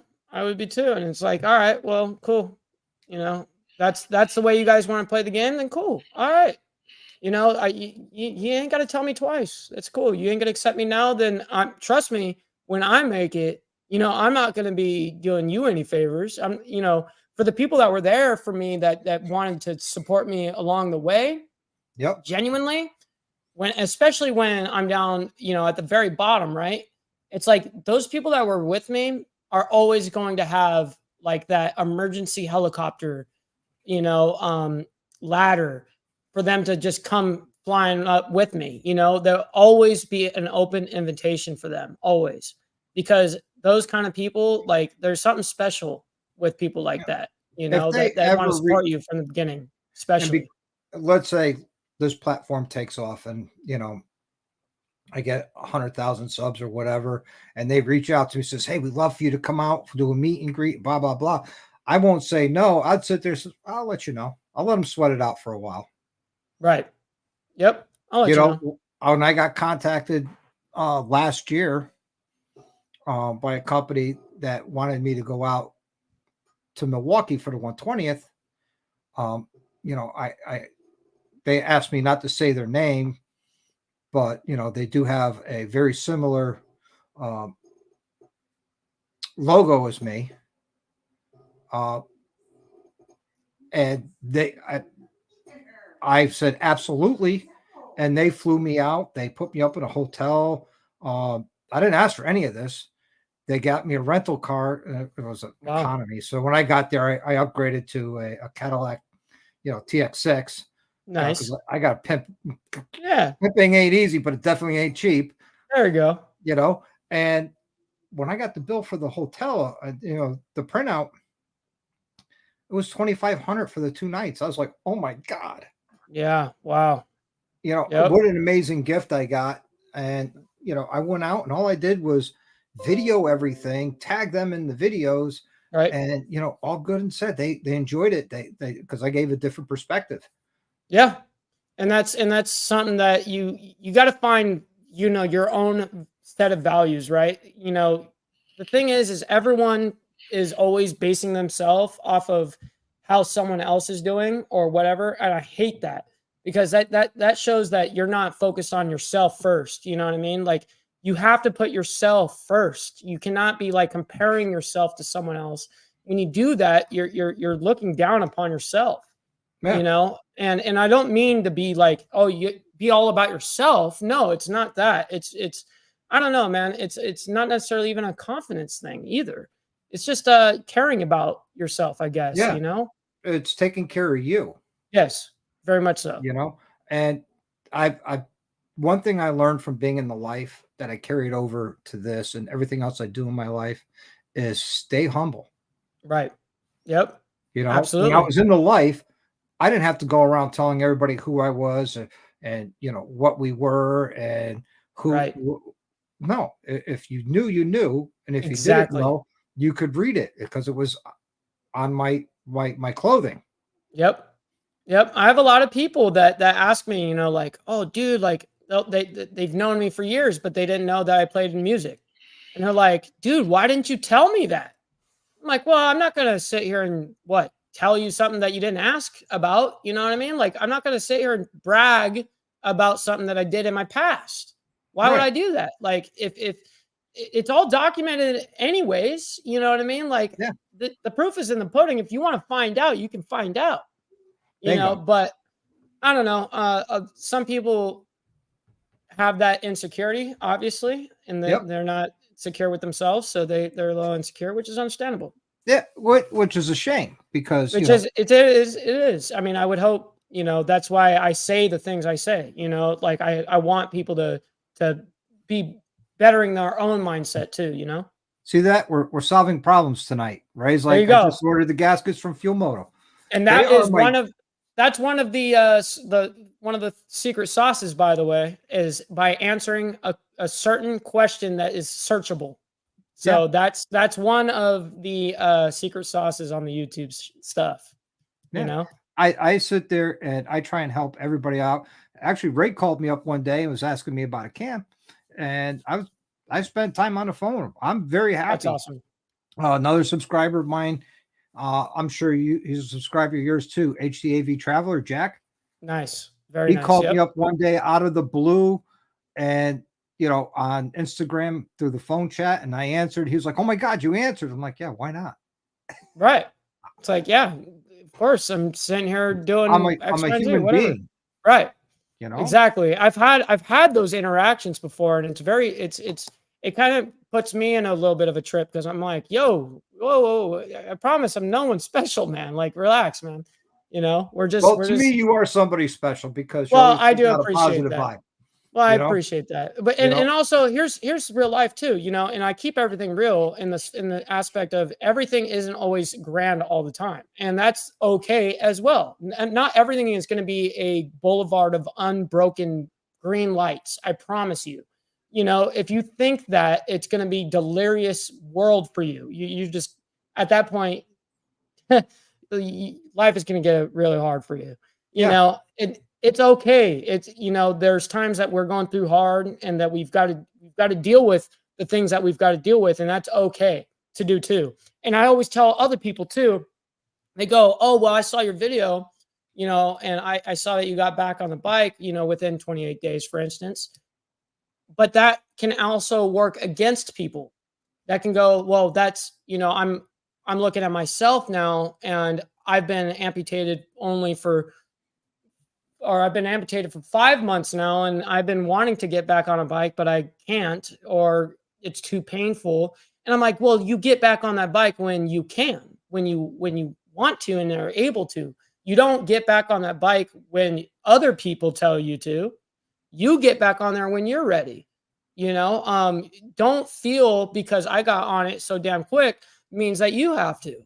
And that's the same thing. It's just showing that it's possible, guys. It's just showing yeah, it's possible that's it. Because you know your circumstances and how you recover is different from everybody else. every single time. Every you could have essentially the exact same injury and you're going to have two different mindsets and two different results from that exact injury because it's going to you never know how much it affects that person. You have no idea how much anything hurts anybody else other than what you know your own pain to be. Because pain is relative to what we know, right? Because my definition of pain has changed over time. I can promise you that. You know, my definition of pain has definitely changed over the Yeah, course of years because I still deal with mega amount of pain to this very day. You know, people get that misconstrued as well. You know, I have pain that it's not only just during the day and when I'm walking around and all that stuff. You wouldn't guess. by the way I walk or anything like that. But yeah, it can be very painful. And there are very painful mornings, there are very painful nights, there are sleepless nights. The first year and a half, I only slept an hour and a half, 2 hours per night. Um, a lot of my, most of the time to this very day, every night, my whole leg will jump in bed because it's trying to it's basically like the nerves that they're dead end nerves that aren't there anymore, but they're trying to reach for something that is not there. And that's super painful. Oh, And wow. it's extremely painful. Now, a lot of people get, let's say they have diabetes or something like that and they get their leg amputated. Well, that's at the drawing board, right? That's at the cutting board. That's what we call it. That's at the cutting board. So that means you're at the hospital and they do it right. They cauterize basically each nerve ending perfectly and all that. By the time I got to the hospital, my shit was all shot to hell. It was all dead, all shot. I mean, I had died 4 times by then. Oh, It geez. was rough. Yeah. It was really rough. Wow. Hey, what's up, Nori? Gliding on Twos is here. He's actually making his way to the Lone Star Rally as we speak. Very nice. Very nice. Left North Carolina and on his way down to Lone Star Rally. That's awesome. Have That a is good trip. awesome. Be safe, brother. And we'll chat soon. Yeah. So let me ask you, how far are you from Sonoma, California? Man, let me punch it in for you because I don't actually know the answer to that because I don't go there very often. 88 miles. Oh, that's not far. Uh-uh. Because I want to get out there and I want to visit Factory 47. Oh yeah, those are all my homies. All these guys. Yeah. Yeah. Actually, I was on the phone with Factory 47. Actually, email with them. I was going to do a handlebar comparison video, and everybody was on board until it was time to ship. Of course. And I Factory 47's KST, Tab Performance, and LA Choppers were all going to send me handlebars, and they're like, "You're not going to mount these or anything?" Is no, I'm not. My comparison is going to be on finish, construction, and price. Mm. And I says, I'm going to send a Borsco up into the handlebars. We're going to look at the welds on the inside. That's part of the construction. We're going to look at the fit and finish, everything, Wow. and compare them that way. And everybody was all about it because nobody has done that. Right. Until it came time to ship, and nobody ever shipped. Of course. Yep. Well, no, I did get LA Choppers, and I got a set of I forget the name. It was a set I bought for myself, so I threw them into the mix, and I forget the name of them. Oh well, but nobody else jumped in. Nobody else, so that shot that video down for now. Yeah, until I mean, it can always happen in the future. That's the whole thing is though it may not happen now, and sometimes because trust me, I have been told no on all of this shit for 15 years straight, basically. Like it's a no from basically everyone. It's very, very, very hard in the beginning, especially, but it shows if you can stand the test of time for sure.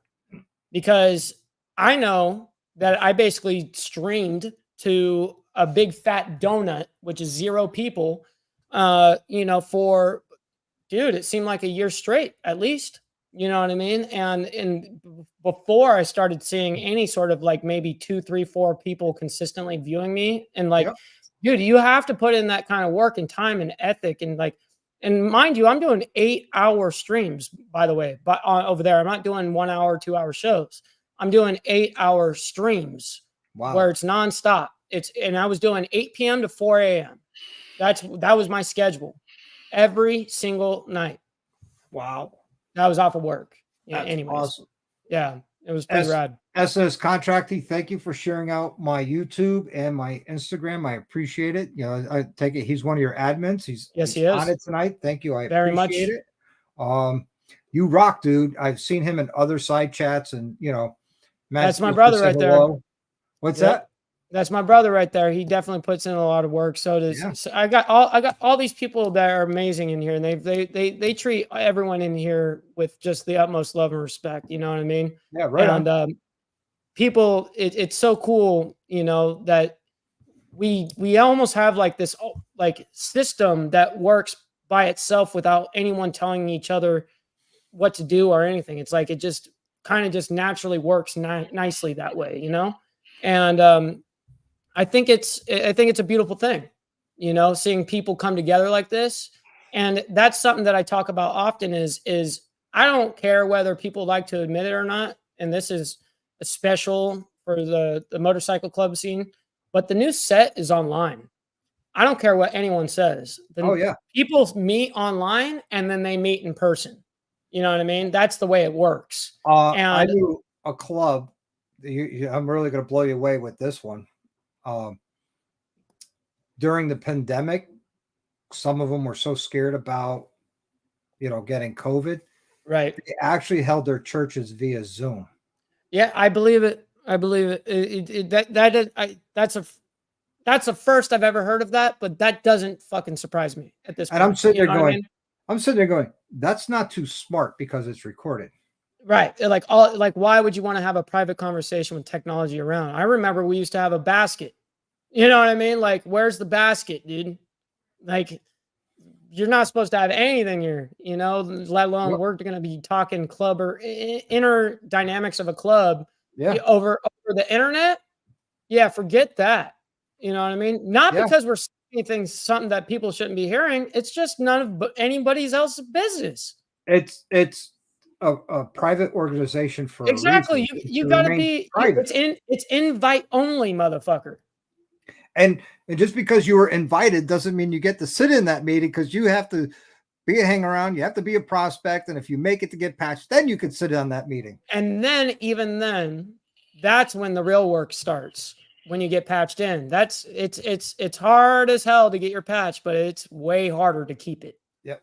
Well, when I got patched in, and I know I don't talk about club stuff at all. Right. No, we can keep it broad. This could be pretty specific. I got patched in on a Monday night, and Nice. that Friday was my bar night. And they said, it's okay. You're the new patch. It's your bar night Friday night. What are you serving? I said, how about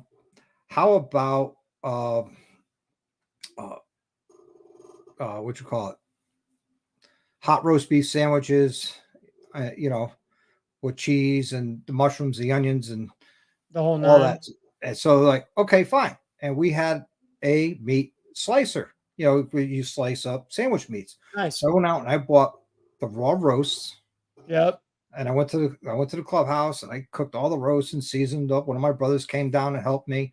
Wow. And then while that was cooking, I was slicing up all the onions, all the mushrooms, slicing up all the peppers, sliced up the cheese. So I bought a block of cheese, and when it got done cooking, we let it sit, and I sat there and I sliced all that up. Meanwhile, another patch walks in and I'm cleaning the slicer. He goes, what the hell are you doing? We got prospects here for that.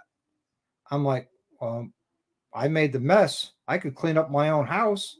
Yeah. He looks at me and goes, right answer. Yep.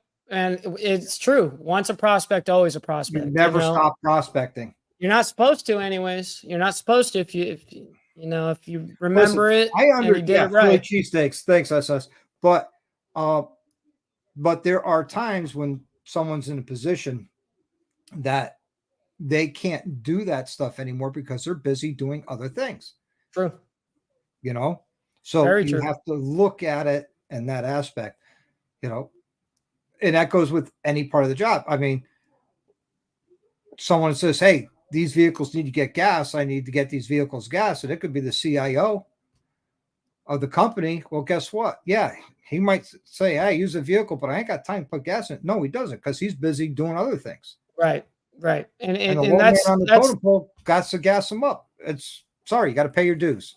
yep. And that's okay. And that's it teaches you something, man. It teaches you that you're not better than anybody, you know, in the sense of like, hey man, like we don't care if you've been a celebrity. We don't care if you've been anything. There's no special treatment. You got to Right. start here and you've got to work up to here if you want to get there. There is I no mean, special treatment. There's not case supposed to in be point. anyway. Look at Jason Momoa, Mhm. Mhm. big Yep. Hollywood star, right? Yep. He's part of an organization, Yep. and he did the whole process, hang around prospecting, got no special treatment. Same thing with the guy who played Liquid Metal Man at Terminator 2. He was also Colonel Ryan in the unit. Yep. He's in another organization that he went through the whole process. You know, if they could go through the whole process, Yep. and these are big time, you know, Hollywood celebrities. Ain't no Absolutely. reason And nobody there's else. the big time Hollywood celebrities that are still active in Hollywood that Yep. are in these clubs to this day that people don't even know about. Right. You know what I mean? Like it's kind of radical actually when people find out like certain things, they'll be like, I had no idea. Now I'm not at liberty to say who, but definitely like for instance, the cast of the Mayans, right?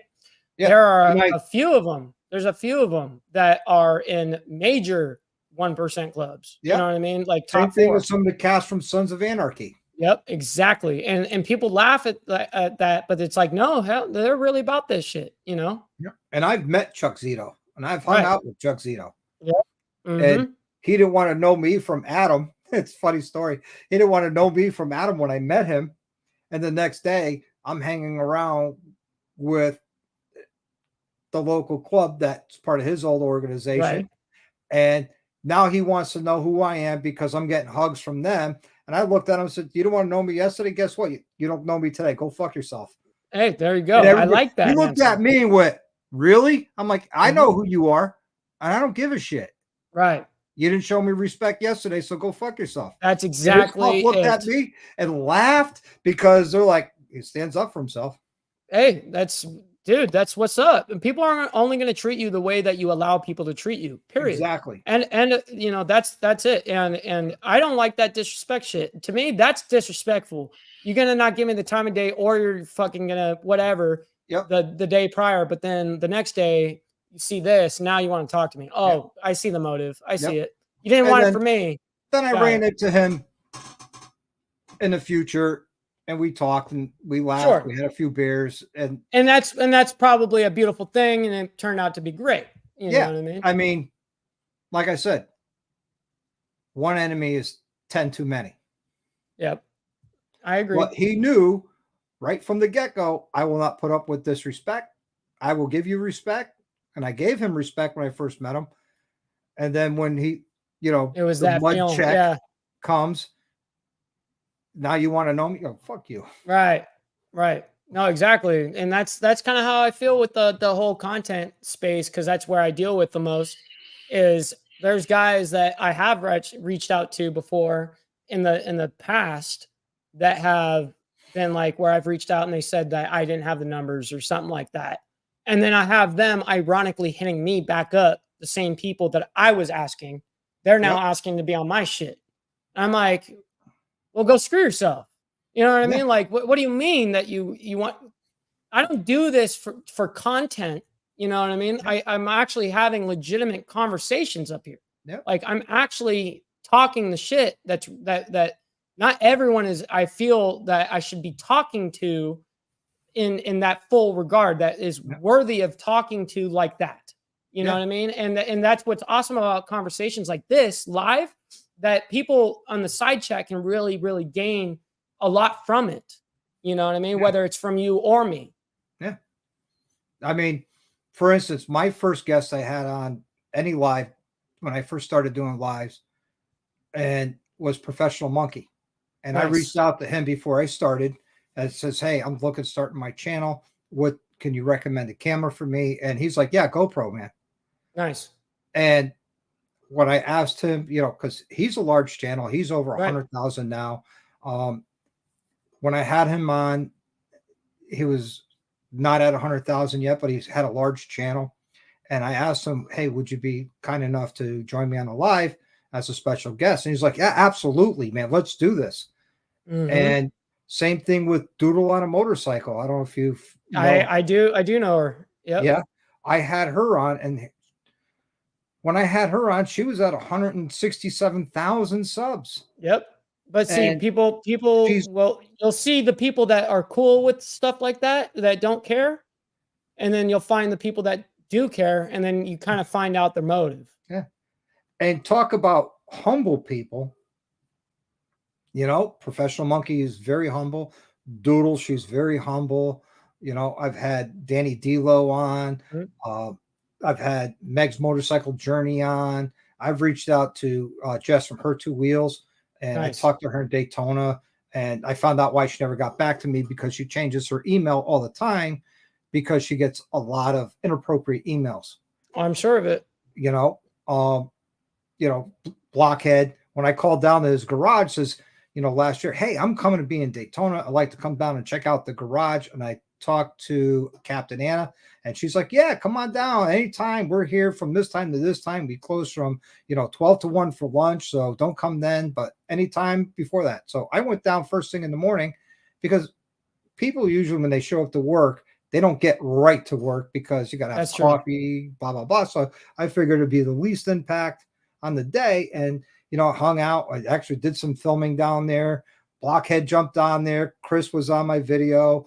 And and Chris and I collaborated over my project Spaceball, because he doesn't use Nice. that cam and was curious about it. And next thing I know, we're leaving because I don't want to interrupt their business, because it's a business.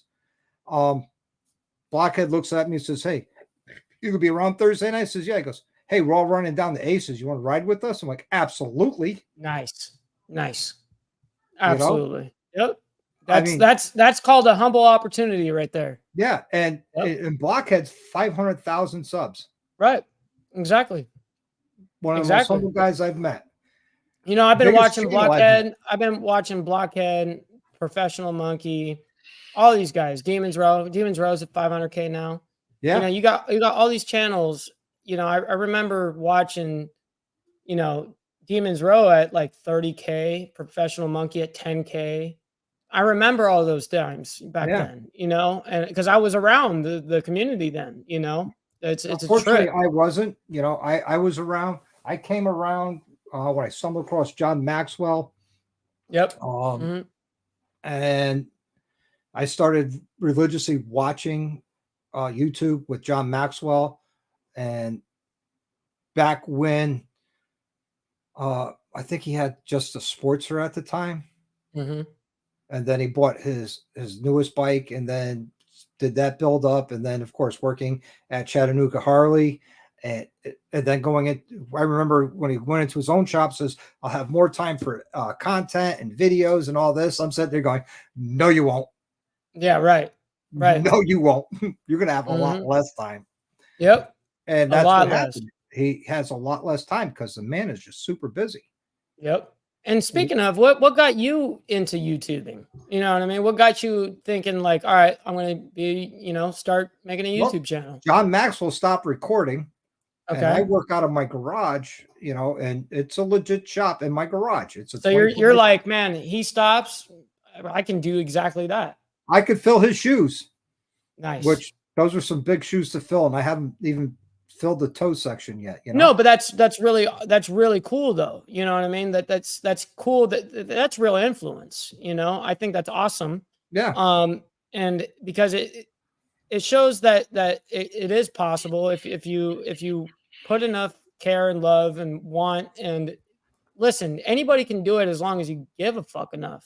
Yeah. And but also you can't be up here in a niche, especially where if you get caught fucking lying, you're going to be toast. You know what I mean? If you're a liar, don't be getting hooked up into a subculture like this or something like that, because you can get yourself stumbled up real quick. Yeah. I mean, I sit there and, hey, when I give out a torque spec, and sometimes I might speak and say, 90 to 120 foot-pounds. And then when I'm editing it, I'm like, damn it, I'll put in there inch pounds. Right. Yep. Because, I'm human. I Yep, make mistakes. absolutely. And as Hmm. long as I catch those mistakes, and sometimes I don't, No, it um, happens. and I get called out on it, and I'm like, yeah, you're right. I'm sorry. And, I'm only human, you Yep, know? it happens all the time. I mean, shoot, I mean, I do it all the time where I'll be in the middle of a thought or something like that, and I'll blank out right in the middle of it. It's like, oh, Yeah. whatever. Yeah. Well, it is what it is. We're human, dude. Yeah. I have this, I go into, it's like today I was filming doing a luggage rack on my tour pack, right? Hmm. It's simple. It's drill 4 screws. It's marked in the tour pack where to drill, but I wanted to show it, Sure. making a video diary basically. Right. Um, and I had this whole idea how I was going to do it, and it didn't come out anywhere close to the way I was hoping it would. But Really. it is what it is. I can't refill the holes and re-drill, and Right. It's once it's already drilled and done, it's done. No, I yeah. got you. And But sometimes I've filmed stuff and I've watched it, and I'm like, all right, let's take it all back apart and do it again. sure. I'm sure that happens. And it I'd sucks when imagine that that happens, but it's got to suck. It's got to suck. It would it piss does. me off It does. Um, because you're but backtracking. It feels like. yeah, Well, I mean, that is backtracking.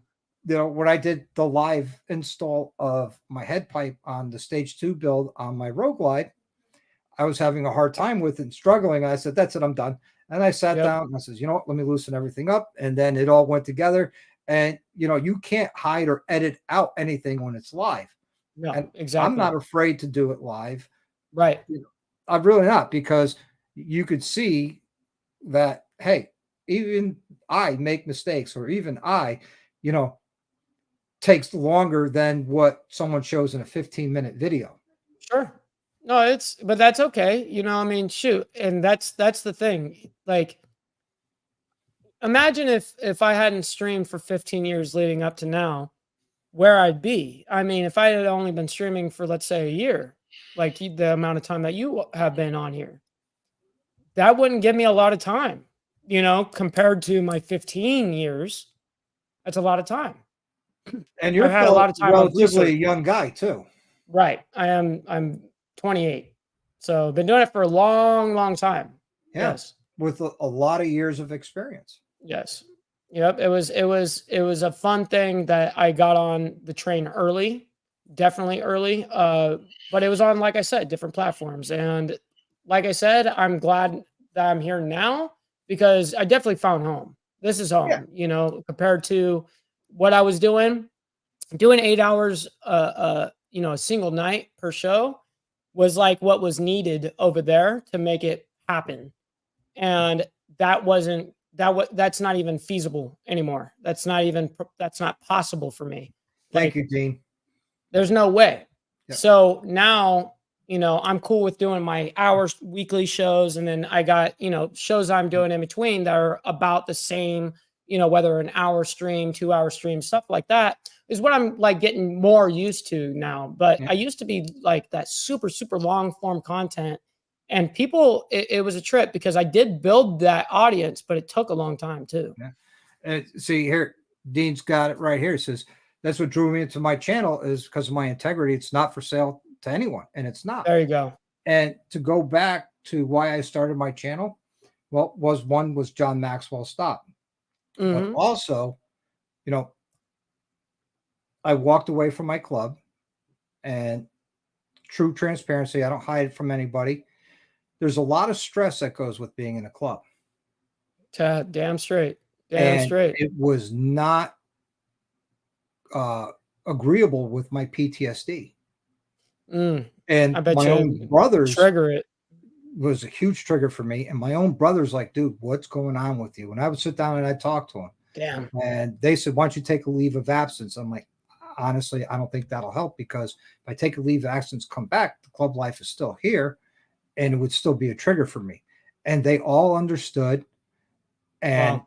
when I left, it was nothing but hugs and tears and Mhm. saying, brother, are you sure? Are you sure? You're welcome back at any time. Right. And I go to the clubhouse and hang out, and they're like, when you coming back, we could really use you, Of course. because of the type of person I am is, I try and handle things logically Yep. instead of physically. It's definitely what you need. It's what you need out here. You know, you You know, need to be able to handle, and usually the reason why it gets physical is because emotions get involved. yep. You know what I mean? So people get their little feelers hurt. You know, oh, poor you. You Show know, me in the like oh, doll where that word hurt you. now you got to point a 9mm at me, all because you got your little feelers hurt. Oh, poor you. Because you spoke the truth. Yeah, exactly. Like, come on, man. Yeah. I Be a didn't man. sit here and be a Be a man bitch. about it. You know, I'm just like, relax. Yeah. But yeah, people do trip over the smallest things. Yeah. And that's why I left the club Hmm. and I'm out in good standing. And I love those guys to death. I still consider them family. Uh, most of them. Some Right. of them burn me, and it is what Listen, it is. you have your it happens. It happens. Your own brothers burn you, man. It happens. That happens in real family. It happens in every family. It happens in any organization. It happens in any collective group of anybody. Yep, it Just happens. is what it is. And I don't hold any ill will to them. I really don't. Nope. Nope. Me neither. You know, you either come in my life for a reason or a season. That's it. And Yep. I'm okay with it. If you come in my life for a small time, that's it. It's cool. I like that reason or a season. I like That's that. it. I'm gonna use that if you don't mind. Absolutely. I've already jotted down a couple of things of Yep, yours, yep, so it's yeah, yeah, cool. yeah. You know, it's like when people talk about hooligan riding, I call it spirited riding. Right. There you go. Yep. You know, Spirited riding. spirited Hmm. riding. That's right. 'Cause one of the things I love to do on Spaceball is spirited riding because that's what it's Nice. built for. Hmm. Yep. Or if I'm on my road glide, same thing. If I'm by myself, it's spirited. Even though my Nice. old lady likes spirited riding once in a while. I bet. I bet. You know? Hmm. I know what kind of riding it is too. Yeah. There is no better feeling rolling down the highway Hell, next there to your isn't. brothers, 6 inches tire to tire, bar tip to bar tip. Yep. You know what they're going to do before they do it. They know what you're going to do before you do it. And you have that trust in each other It's that insane. no matter what happens, you're going to go from point A to point B safely. And God forbid something unforeseen happens, you have a bunch of people out there looking out for your well-being and your best interest. Yep. And I'm always the guy that loves hugging the left. I'm always the guy on the left side. So it's hilarious because I'll have my guys on the right, and when I ride with my other brothers and stuff like that, whoever's riding next to me, I swear they know my riding, like I swear, like you just said, like better than I do. Every time I'll make that move, they move with me, and vice versa. Mhm. Like it's so like whether it's a pothole or whatever, it could be instant, and it's just instant. Like we're both doing it together, no matter what. Yeah. It's like we Now have I'm gonna like we're barred down or something like that. It's weird. And that takes years and thousands of miles to get down, It right? does. It takes Now I'm going to so blow your many. mind because your mind's going to get blown. Another Mhm. YouTuber, Wilkie, I don't know if you've seen anything of his Mm-mm. but we were down in New Jersey for the Baggers and Brews ride this past Memorial Day weekend. Nice. And we stayed at the same hotel. And as luck would have it, I parked right in front of his room, and my room was 4 doors from his. He comes out with beers for my wife and I. We hung out. We had a great time. The next morning, we jump on the bikes, and we're riding side by side going down the road. And I'm thinking, we need to get around this car. By the time I said, we need to, we're doing it. Yep. It was And just I'm thinking, automatic. we need to get gas before, we get there. Next thing you know, we're pulling into a gas station. And I let him take the lead because I never rode with him. Right. So, I was side by side, but a little held back there in the beginning Yep. till I got comfortable. But That's what I do with everyone. I do that with every new person. I don't care if they're a club brother or not. This is the first time we rode together. I felt like he and I rode together for thousands of miles and for years. Yep. It was just that comfortable instantaneously. Yep. And that's crazy, especially if you don't come from the club lifestyle, and you don't ride that way normally. It can be interesting, especially when you're riding handlebar to handlebar like that. Yep. There's a reason why it is called suicide, riding suicide. You know, Yep. it is dangerous. It is hard, you know, to do, and it takes lots of skill and practice. And I mean, you literally have to trust the brother next to you with your life, Yep. 100%, and in front of you, and then behind. Yes, theoretically behind you too, because they could run right into you. Yep. Watch that happen a million times too. Yep. You know, that happens. And But nobody uses their brake lights. It's all downshift to slow down yeah, because your motors are in sync, your shifting's in sync. yep, And Wilkie everything is and the I same. had that. We shifted exact same times. We broke at the exact same times. We downshifted exact. It was like amazing. Roadie Riders, who's from Rhode Island, that was the first time we rode together. Was going from Connecticut to Central Jersey, and while we're on that ride, we're handlebar to handlebar. I put the cruise control out, and we went out. And I just out fist bumped him. This one, yep. You know, and he got a kick out of that. And you know, he's like, "I hope you got that on video." I said, "Actually, I do." Yep. Damn. But that's cool, man. That's cool to be able to have moments like that, especially when like I said, they that's not their normal thing. And I also want to put a preface on that. If you, let's say that, yeah, that's a great story, and then that's an amazing thing.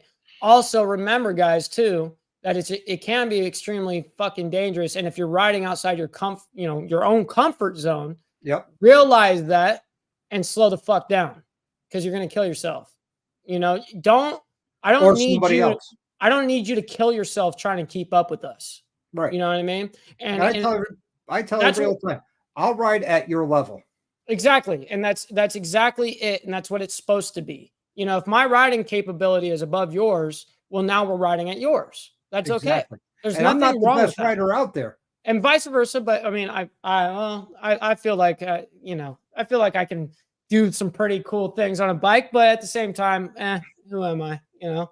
But nonetheless, I don't know, man. It's fun out there. You just have to know that you guys are, it's a dangerous game out there. And if you're putting your life out there every time, just you riding by yourself, let alone you being in a pack or trying to keep up or whatever.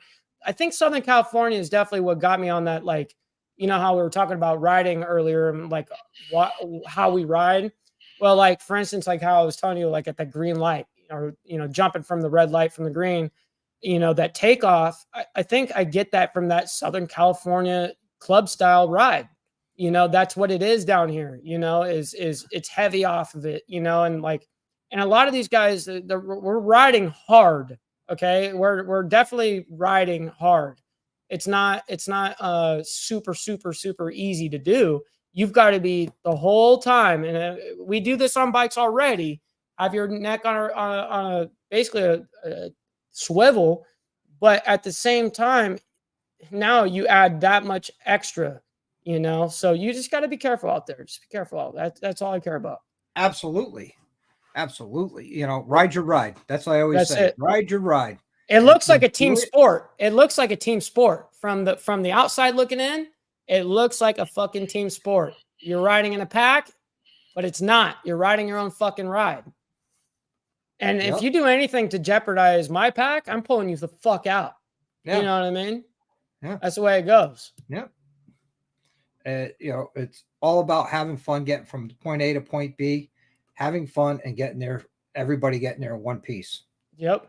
Absolutely. And then there's always going to be somebody in the pack. That's why I don't do a lot of group rides anymore, because there's always somebody in the pack who thinks that they can outride their ability because they think their ability is up here when their ability is down here. That's what I mean by that. That's what can really mess somebody up and kill them, or it can hurt somebody else and kill somebody else. It can not just hurt you, dude.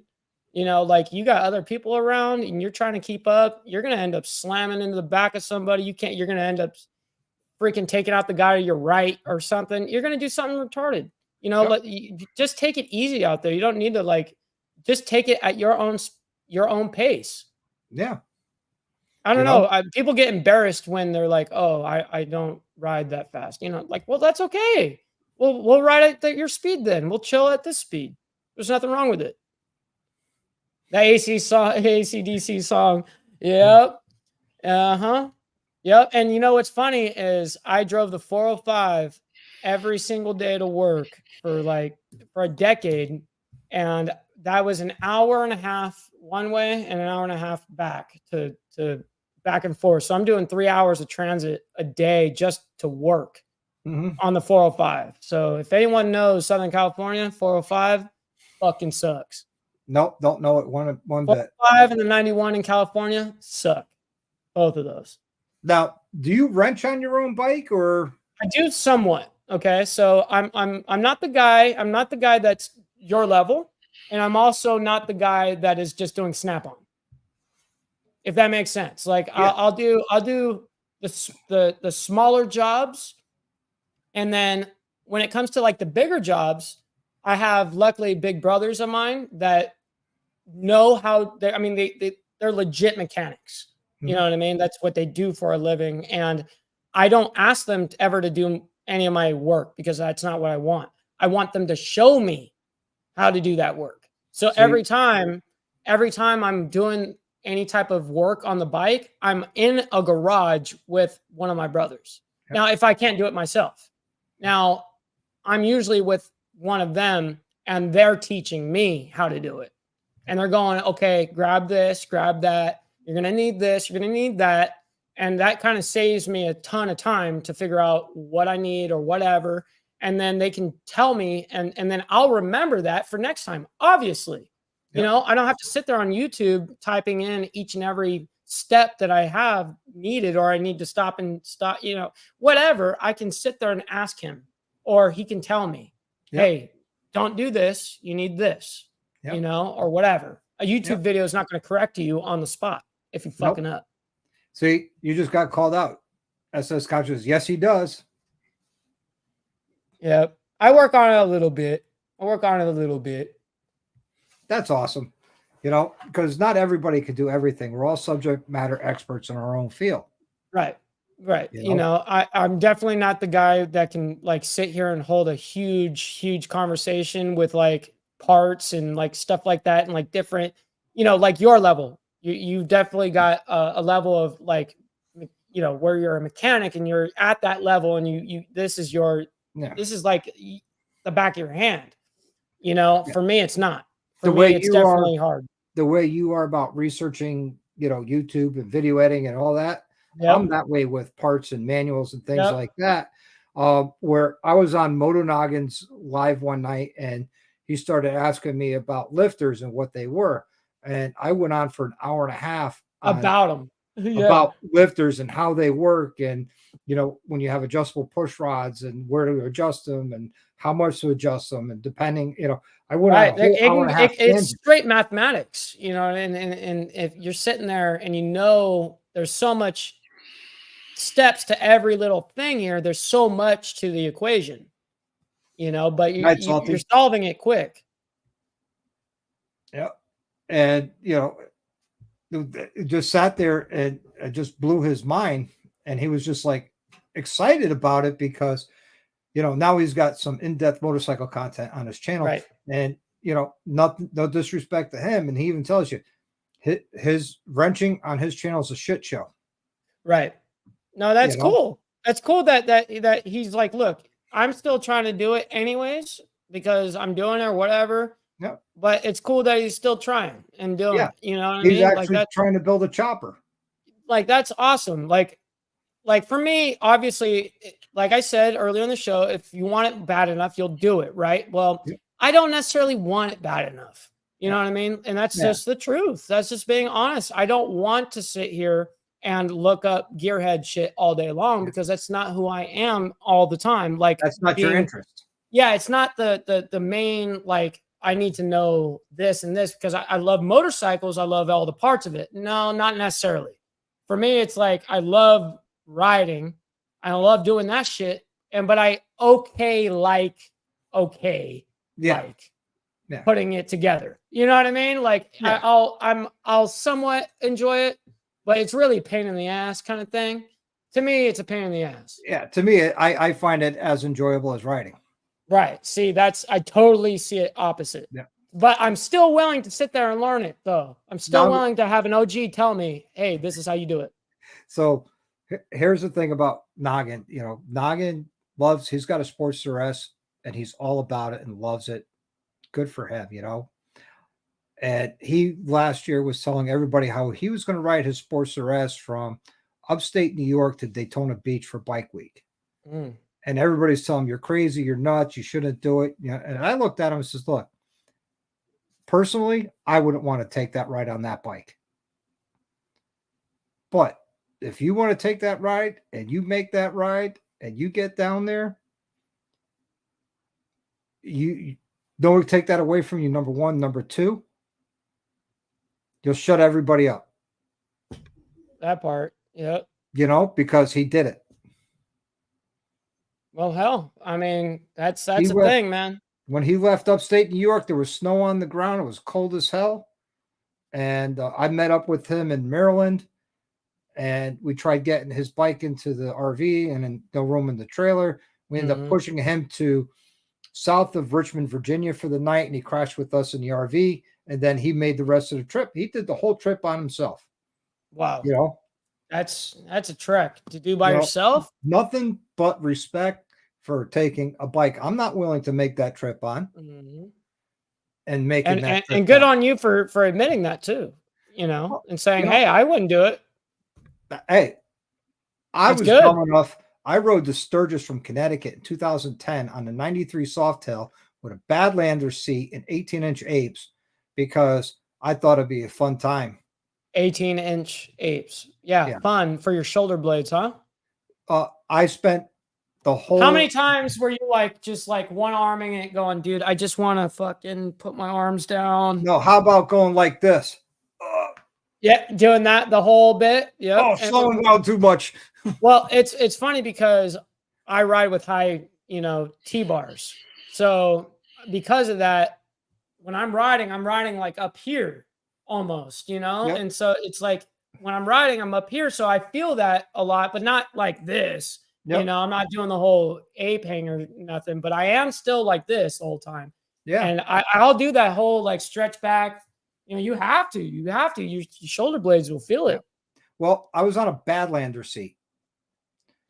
So when I got to Sturgis, and I did old school on the way out there, I camped on the side of my bike. Oh, that's rad. That's rad. And I got to Sturgis. I got to the Buffalo Chip. I checked in. I stayed in my little hooch there that I rented out for the week. And I did zero riding out there. And I wanted to ride all these great rides out there. Wow. And yeah, you just did it because you knew that you also had the ride back. I sat there. You're beat up as hell. I bruised my kidneys. I was walking bent over for about 3 days because my tailbone was so sore. And then Friday, I'm sitting there going, all right, I got to leave because I got to get back to the clubhouse because I was a prospect for another club. My first club at the time was a 99 club. And I sat there and I said, oh, man, I'll fly home and ship the bike. I'm like, no, I need the bike for a ride. So I left Sturgis, South Dakota at 11:30 in the morning on Friday. I was in Milford, Connecticut, which is on the coast, by 7 a.m. Sunday. Wow. No shit. Yeah. Wow. You were pounding. I was triple digits the whole ride. The only time I stopped was gas, bathroom, and, you know, Red Bulls. Yep. And you're consolidating the piss, the gas, and all of that all into one stop at the gas station. You know what I mean? That's it. I got to the clubhouse. I made the coffee, opened it up. The guy showed up. We left. We went to the party, and it was a morning party. And there was a 1% club, and they're looking at me like, "What is wrong with you?" I'm like, "I just rode in this morning." From where? Sturgis. Yeah. They're like, "Wait a minute. When did you leave?" I said, 11:30 on Friday. Like, dude, sit down. I'm like, oh, no, please, no. It's like, you telling me no? Yeah, because if I sit down, I'll be in too much pain. I won't be able to get myself back up. No, I would be in a lot of pain just sitting down on my tailbone because I was pissing blood for another 3 days after that. Yeah, if you fuck up your kidneys, you can definitely do that. Yep. So after that party, I parked the bike and I didn't look at it for a week. I bet shit, I would do the same. Yep. At that point, I'd be like, all right, I need to sit here and just chill. Forget that. Put too many miles on. Too Yeah. quick. 2,400 miles. That's a lot. A lot to do, man. Forget it. Forget it. No thanks. You Yeah, know, that's that a little too that much for me. yeah. And when he was telling me he wanted to make that ride, that's where I was like, no, dude, no, not on that bike. No, I don't want to do it. But then dude does it, you know. Hey, shit. Yeah. Much love, Dan. Leather wrapped around the brick of cement. Yeah, that's basically a Badlander seat. All right, DDK, have a good one, brother. He's a good dude, DDK. Much love. Yeah, he really is, man. He's a No, stand-up guy, absolutely. and he was doing his suspension with Tweedledee the same day I was doing Roadie Rider's suspension and Corey's suspension from Nice. Suspension Technologies, and yeah, they did a good job. They got it done in one day, and I had 2 sets done, before they were done with their 1 set, but they Hey, don't do it all the time. I think that was my 200th suspension I've done in the past like 3 years. So exactly. You know, there's repetition. definitely a difference. You doing it, that many times a year or per month or whatever, you break it down. Well, yeah, you're doing it all the time. So you're gonna definitely outbeat them. And it's not a race. And No, they but it's called just me up. natural. We called up each other, and they asked questions, and I answered questions. They asked what tools they need, and I told them, and they went out. They spent 2.5 hours looking for the tools. Yep. Mm-hmm. And they found a tool, but it really wouldn't work, so they modified it and MacGyvered it and made it work. Yep. I know the feeling of just that, and that sucks Yeah. having to do that. So I'm sitting there on the camera going, "It's right here, guys. Here's the Yeah, socket." this is the socket. Oh, is that for the nut that goes around the freaking the special one that you need that's a deep, super deep to be able to pull from? I forget The what bottom of the that's. shock, yeah. Yes, yes, And I that said to hole. him, "Hey, not only have this one, I got another one too." Yeah, you're like, I got a few of these whole things. Yeah. Actually. They're like, "Dick." Yep. Yep. Meanwhile, they spent like a total of like 3-4 hours dealing with that one problem. And that's what I mean by dealing with the problem. Like that's what I wanted to be able to consolidate. And if, for instance, my friends and stuff like that are YouTubers and stuff, of course, I'm gonna tell them too, like what's up, like what's going on with like if I find out like the research and stuff like that, I'm gonna of course let them in on it and be like, Yeah, like I figured this out. You don't have to sit here and keep researching when I found something that kind of works. You know what I exactly. mean? And see if it works for you. And then sure as shit, it worked for multiple channels. And it was like, all right, well, fucking A, it works. You know what I mean? Yeah. You know, it, I just had such a great time, that weekend, um, hanging out with guys, wrenching on their bikes. And, that's what it comes down to. And, Yep. I didn't charge anybody labor because, you know, I was on the phone with Corey. Corey's like, "Holy shit, I just got a suspension delivered. It was gifted to him from an unknown person." And I said, "Well, get on your bike and get your ass down here." Right. He's like, "What?" And I'm like, "Yeah, by the time you get here, I'll have Rhodey's done. Get down here." When Damn. Rhodey got his, I said, "So when you coming down?" He goes, "How's Saturday?" Perfect. Wow. So it was like back to back, Yeah. perfect. And that Saturday morning, I'm talking to Corey on the phone, and I'm like, "Dude, get your ass down here. Let's get it done." Right. Hell He's like, yeah. but I'm like, "No buts. Get your ass on your bike and ride down here." He goes, "Well, how do I get the front shocks down to you?" I said, "You got a tour pack. Bungee it to the tour pack to the front Hmm. of it." He's like, "Good idea." Yep. I wouldn't know how to bring them either. I mean, I Yeah, guess that's how I would do. You'd have to. yeah. I said Yep. you could strap them to your back like a mutant ninja turtle, Yep. You could. or you bungee them to your tour pack. Yep. And I I don't, I mean, don't put anything over my back at all. yeah. So I tell people all the time, you could drop ship parts here all the time, tires, whatever. Like, nope. People show up with tires around their waist, right in their bike. I'd rather have it delivered straight to the freaking shop or to you, Yeah. whoever's installing or whatever. But hey, you want to have it delivered to your house? Cool. You can deal with it. Yeah. It makes it You can easier get for it you. here. Yeah, and I Makes don't it, have to deal with it. and I'm the type of guy, I'll sit there and says, okay, you got this bike. Okay, these are the tire sizes that's supposed to be having.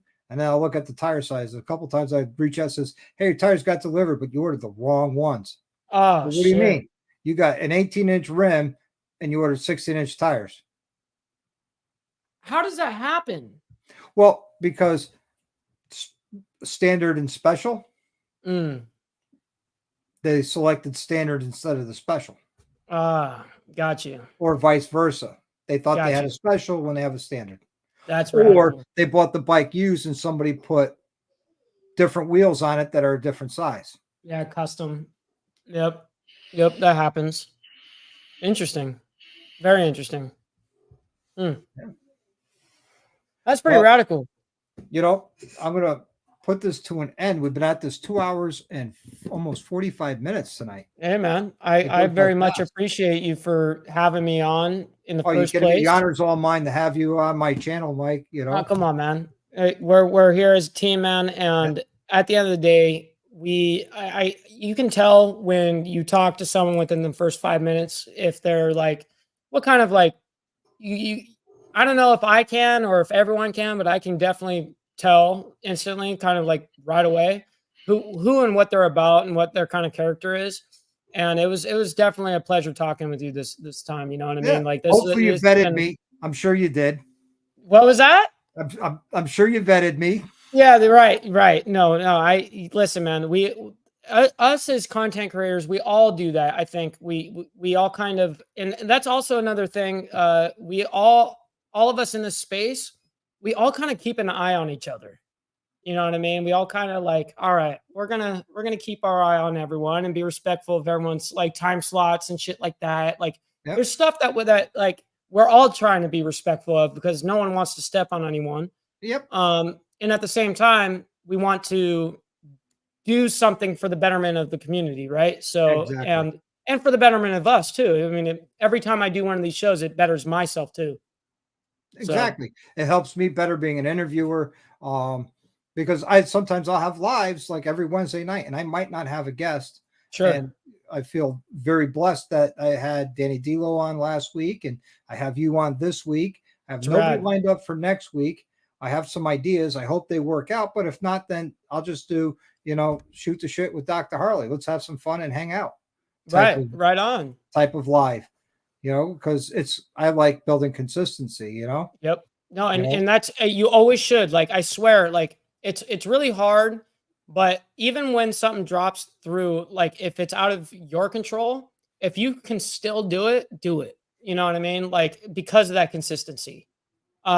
I try my damnedest to, if I were only uploading once a week, I would have to like guarantee 1000% that I'm not going to cancel anything.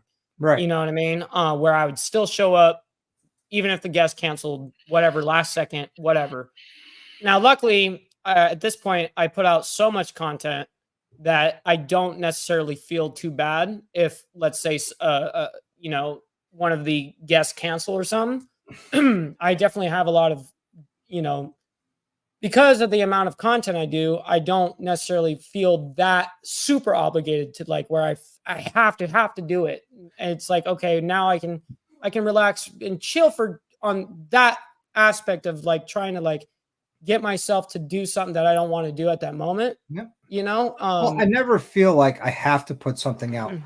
Well, and well, I know because I put my own pressure on myself back in the day. I had done that to myself, so I'm basically speaking to myself here. You know, my younger self, but my older self here, I guess. Yeah. You know, Thank you, SS Contractor. I appreciate it. Much, absolutely. much love, honor, and respect to you. I sit there and I always sit there, hey, Sundays, you know, I have videos right now going all the way out to the end, almost the end of November, Wow. scheduled to go out Mm-hmm. because I know there's going to be a time where I might not have a video and I have some ideas that, okay, if I come up on a video a Yep. week that I'm not going to have a video, I have these ideas I could, shoot, Absolutely. you And know? that's where exactly where I feel at this point is where I'm at is exactly that. Is like I'll put out that content like that to where, let's say I didn't put out something. Well, it's not like nobody else didn't get to see me or whatever. I still Right. am putting out that content, you know? Because yeah, I do this, it's a hobby. I do it for fun, but also at the same time, I feel that hey, people are now used to seeing my content come up on Sunday evenings and my lives on Wednesday. I don't want to disappoint them. Right, exactly, exactly. It's more of like it's not even like a you thing. It's like no, it's like it's almost the feeling of the pressure of letting them down. Yeah. You know what I mean? And that's what I was getting at. And it's hard not to put that pressure on you.